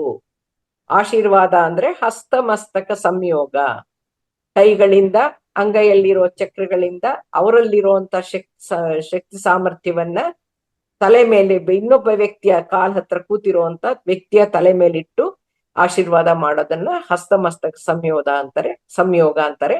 ಈ ಆಶೀರ್ವಾದ ಕೂಡ ಇದ್ದಲ್ಲಿಂದನೇ ಮಾಡ್ಬೋದು ಅಥವಾ ದೂರದಿಂದ ಕೂಡ ಆಶೀರ್ವಾದ ಮಾಡ್ಬೋದು. Distance is not A factor at all here. ಈಗ ಶಾಪದ ಬಗ್ಗೆ ನೋಡೋಣ. ಶಾಪ ಅಂದ್ರೆ ನಕಾರಾತ್ಮಕ ವಿನಾಶಕ ಚಿಂತನೆಗಳನ್ನ, ಸಂಕಲ್ಪಗಳನ್ನ ಇದ್ದಲ್ಲಿಂದಲೇ ಮಾಡೋದು, ಅಥವಾ ದೃಷ್ಟಿಯ ಮೂಲಕ ನಕಾರಾತ್ಮಕ ಶಕ್ತಿಯನ್ನ ವರ್ಗಾಯಿಸೋದು. ಅದ್ರ ಜೊತೆಗೆ ನೊಂದವರ ಶಾಪ ಕೂಡ, ಅವರು ನೊಂದ್ಕೊಂಡ್ರೇನೆ, ಅವ್ರಿಗೆ ಬೇಜಾರು ಮಾಡ್ಕೊಂಡ್ರೇನೆ ಅದು ಶಾಪ ಆಗತ್ತೆ ಅಂತಾನು ಹೇಳ್ತಾರೆ. ಉದಾಹರಣೆಗೆ ಕರ್ಣ ಏನ್ ಮಾಡ್ದ, ತಾನು ಕ್ಷತ್ರಿಯನಾಗಿದ್ರು ಕೂಡ ಬ್ರಾಹ್ಮಣ ಅಂತ ಸುಳ್ಳು ಹೇಳಿ ಪರಶುರಾಮರ ಹತ್ರ ವಿದ್ಯೆ ಕಲಿತ ಕಾರಣಕ್ಕಾಗಿ ಪರಶುರಾಮರು ಕರ್ಣನಿಗೆ, ನೀನು ಅತ್ಯಂತ ಸಂಕಷ್ಟದ ಸ್ಥಿತಿಯಲ್ಲಿರುವಾಗ ನಾನು ನಿನಗೆ ಕಲಿಸಿದಂತ ಬ್ರಹ್ಮಾಸ್ತ್ರದ ವಿದ್ಯೆ ನೆನಪಾಗದಿರ್ಲಿ ಅಂತ ಶಾಪ ಕೊಟ್ಟಿದ್ದಾರೆ. ವೈಕುಂಠದ ಒಳಗೆ ಬಿಡ್ಲಿಲ್ಲ ಅನ್ನೋ ಕಾರಣಕ್ಕೆ ದ್ವಾರಪಾಲಕರಾಗಿದ್ದ ಜಯ ವಿಜಯರಿಗೆ ಬ್ರಹ್ಮನ ಮಾನಸ ಪುತ್ರನಾದ ಸನತ ಕುಮಾರ, ನೀವು ದೈವಶಕ್ತಿಯನ್ನ ಕಳ್ಕೊಂಡು ಸಾಮಾನ್ಯ ಮನುಷ್ಯರಂತೆ ಭೂಮಿನಲ್ಲಿ ಜನಿಸೋ ಹಾಗಾಗ್ಲಿ ಅಂತ ಜೈ ವಿಜಯರಿಗೆ ಶಾಪ ಕೊಟ್ಟಿದ್ದಂತೆ ಸನತ್ ಕುಮಾರ. ಕರ್ಣ ಕುಂತಿಯ ಮಗ ಅನ್ನೋ ವಿಚಾರವನ್ನ ಮುಚ್ಚಿಟ್ಟಿದ್ದಕ್ಕೆ ಸ್ತ್ರೀ ಕುಲಕ್ಕೆ ಯುಧಿಷ್ಠಿರರ ಶಾಪ ಏನಂತ, ಮಹಿಳೆಯರ ಬಾಯಲ್ಲಿ ಯಾವುದೇ ರಹಸ್ಯವನ್ನ ಮರೆಮಾಚದಂತಾಗ್ಲಿ ಅಂತ ಕೊಟ್ಟಿದ್ದಾರೆ. ಊರ್ವಶಿಯ ಪ್ರೀತಿಯನ್ನ ನಿರಾಕರಿಸಿದ ಅರ್ಜುನನಿಗೆ ಊರ್ವಶಿ, ನೀನು 1 ವರ್ಷಗಳ ಕಾಲ ನಪುಂಸಕನಾಗಿ ಜೀವನ ಸಾಗಿಸೋ ಹಾಗಾಗ್ಲಿ ಅಂತ ಶಾಪ ಕೊಟ್ಟಿದ್ದಾಳೆ. ಶ್ರವಣ ಕುಮಾರನ ತಂದೆ ತಾಯಿಯರಿಂದ ದಶರಥನಿಗೆ ಕೊಟ್ಟಂತ ಶಾಪ ಯಾವುದು, ನಾವು ಅಸಹಾಯಕ ಸ್ಥಿತಿಯಲ್ಲಿದ್ದಾಗ ನಮ್ಮ ಮಗನನ್ನ ನಮ್ಮಿಂದ ದೂರ ಮಾಡಿರೋ ನಿನಗೂ ನಿನ್ನ ಮಕ್ಕಳು ನಿನ್ನಿಂದ ದೂರವಾಗ್ಲಿ ಅಂತ ಶಾಪದ ಫಲಾನೆ. ದಶರಥನ ಮಕ್ಕಳಾದ ರಾಮ ಲಕ್ಷ್ಮಣ ಭರತ ಶತ್ರುಘ್ನರು ತಂದೆಯ ಸಾವಿನ ಸಮಯದಲ್ಲಿ ತಂದೆಯಿಂದ ದೂರವಾಗಿದ್ರು ಅನ್ನೋ ಉಲ್ಲೇಖ ಇದೆ. ಶಕ್ತಿಪಾತದ ಇನ್ನೊಂದು ರೂಪ, ದುಷ್ಟ ಶಕ್ತಿಗಳನ್ನ, ಕ್ಷುದ್ರ ದೇವತೆಗಳನ್ನ ಆರಾಧಿಸಿ ಸಿದ್ಧಿಯನ್ನ ಪಡೆದಿರೋರು ಇವಿಲ್ ಸ್ಪಿರಿಟ್ಸ್ ನ ಬಳಸ್ಕೊಂಡು ವಾಮಾಚಾರದ ಮೂಲಕ, ಮಾಟ ಮಂತ್ರಗಳ ಮೂಲಕ ಕೆಡಕನ್ನ ಬಯಸೋದು, ಕುಟುಂಬವನ್ನೇ ವಿನಾಶ ಮಾಡೋದು, ವಶೀಕರಣ ಮಾಡ್ಕೊಳ್ಳೋದು ಕೂಡ ಶಕ್ತಿಪಾತಾನೆ. ಇವೆಲ್ಲವೂ ಸೂಕ್ಷ್ಮದಲ್ಲಿ ಶಕ್ತಿ ಚೈತನ್ಯದ ಬಳಕೆಯಲ್ಲೇ ನಡೆಯುವಂತಹದ್ದು. ಪತ್ರಿ ಸರ್ ಹತ್ರ ನಾನು ಈ ವಿಚಾರದ ಬಗ್ಗೆ ಕೇಳಿದಾಗ ಅವ್ರೇನ್ ಹೇಳಿದ್ರು ಅಂದ್ರೆ, ಯಾರು ಅಮಾವಾಸ್ಯೆ ಎಂದು ಸುದೀರ್ಘ ಅಖಂಡ ಧ್ಯಾನ ಮಾಡ್ತಾರೋ, ಗ್ರಹಣದ ಸಮಯದಲ್ಲೂ ಧ್ಯಾನ ಮಾಡ್ತಾರೋ, ಅವರಿಗೆ ಈ ರೀತಿಯ ವಾಮಾಚಾರದ ನಕಾರಾತ್ಮಕ ವಿಧ್ವಂಸಕ ಕ್ರಿಯೆಗಳ ಪ್ರಭಾವ ಅವರ ಮೇಲೆ ಬೀಡಿಂಗ್ ಆಗತ್ತೆ ಅಂತ ಪತ್ರಿ ಸರ್ ನಮ್ಗೆ ಉತ್ತರ ಕೊಟ್ಟಿದ್ದಾರೆ. ಪತ್ರಿ ಸರ್ ಒಂದ್ ಮಾತನ್ನ ಪದೇ ಪದೇ ಹೇಳ್ತಾ ಇದ್ರು, ಈ ಎಲ್ಲಾ ವಿಚಾರನು ನಾನೇ ನಿಮ್ಗೆ ಹೇಳ್ಬೇಕಾ? ನಾನು ಗ್ರಂಥಗಳನ್ನು ಓದೋ ಹಾಗೆ ನೀವು ಓದ್ಬೇಕಲ್ವಾ? ಗ್ರಂಥಗಳನ್ನು ಓದ್ಬೇಕು, ಅಧ್ಯಯನ ಮಾಡ್ಬೇಕು. ನಾನ್ ಕೊಡೋ ಪರಿಕಲ್ಪನೆಗಳಿಗೆ ಹೊಂದಿಕೆ ಆಗುವಂತ ಪೂರಕವಾಗಿರೋ ವಿಚಾರಗಳನ್ನ ನನಗೂ ನೀವ್ ಹೇಳಿ, ನಾನೇ ಹೇಳ್ಬೇಕು ಅಂತೇನಿದೆ ಅಂತ ಹೇಳಿದ್ರು. ಆದ್ರೆ ಒಂದ್ ಮಾತ್ರ ನೆನಪಲ್ಲಿ ಇಟ್ಕೊಳ್ಳಿ, ಧ್ಯಾನ ಅಂದ್ರೆ ಆನಾಪಾನಸತಿ ಧ್ಯಾನ ಮಾತ್ರ. ಎಲ್ಲಾ ರೀತಿಯ ಶಕ್ತಿಪಾತದಕ್ಕೆ ಪಾತದ ಅನುಭವ ಪಡ್ಕೊಳಕ್ ಅದು ಒಂದೇ ಒಂದು ಬೆಸ್ಟ್ ವಿಧಾನ ಅನ್ನೋದನ್ನ ಹೇಳಿದ್ರು. ನಾನು ನನ್ನ ಕುತೂಹಲದಿಂದ, ಆಸಕ್ತಿಯಿಂದ ಸಂಗ್ರಹಿಸ್ಕೊಂಡಿದ್ದಂತ ಇಷ್ಟು ವಿಚಾರಗಳನ್ನ ನಿಮ್ಗೆಲ್ಲ ತಿಳಿಸೋಕೆ ಅವಕಾಶ ಮಾಡಿಕೊಟ್ಟಂತ ಮಹಾವತಾರ ಟಿವಿ ಚಾನೆಲ್ಗೆ, ಅಧ್ಯಾತ್ಮದಲ್ಲಿ ಆಸಕ್ತಿ ಮೂಡಿಸಿದ ನನ್ನ ಮೊದಲ ಗುರುಗಳಾದ ಡಾಕ್ಟರ್ ಅಶೋಕ್ ಕಾಮತ್ ಅವ್ರಿಗೆ, ಬರೋಡದ ಡಾಕ್ಟರ್ ಜಿತೇನ್ ಭಟ್ ಅವ್ರಿಗೆ, ನನ್ನ ಆತ್ಮಗುರುಗಳಾದ ಬ್ರಹ್ಮರ್ಷಿ ಸುಭಾಷ್ ಪತ್ರಿಜಿಯವರಿಗೂ, ನನ್ನೆಲ್ಲ ಆಧ್ಯಾತ್ಮಿಕ ತೃಷೆ, ಆಸೆ, ಆಸಕ್ತಿಗಳಿಗೆಲ್ಲ ಪ್ರೋತ್ಸಾಹಿಸಿ ಸಹಕರಿಸ್ತಾ ಇರೋ ನನ್ನ ಪತಿ ಡಾಕ್ಟರ್ ಕೃಷ್ಣಮೂರ್ತಿ ಅವ್ರಿಗೂ ಕೃತಜ್ಞತಾಪೂರ್ವಕವಾದ ಧನ್ಯವಾದಗಳನ್ನ ಅರ್ಪಿಸ್ತಾ ಈ ಕಾರ್ಯಕ್ರಮನ ಮುಕ್ತಾಯಗೊಳಿಸ್ತಾ ಇದ್ದೀನಿ. Thank you, thank you, thank you.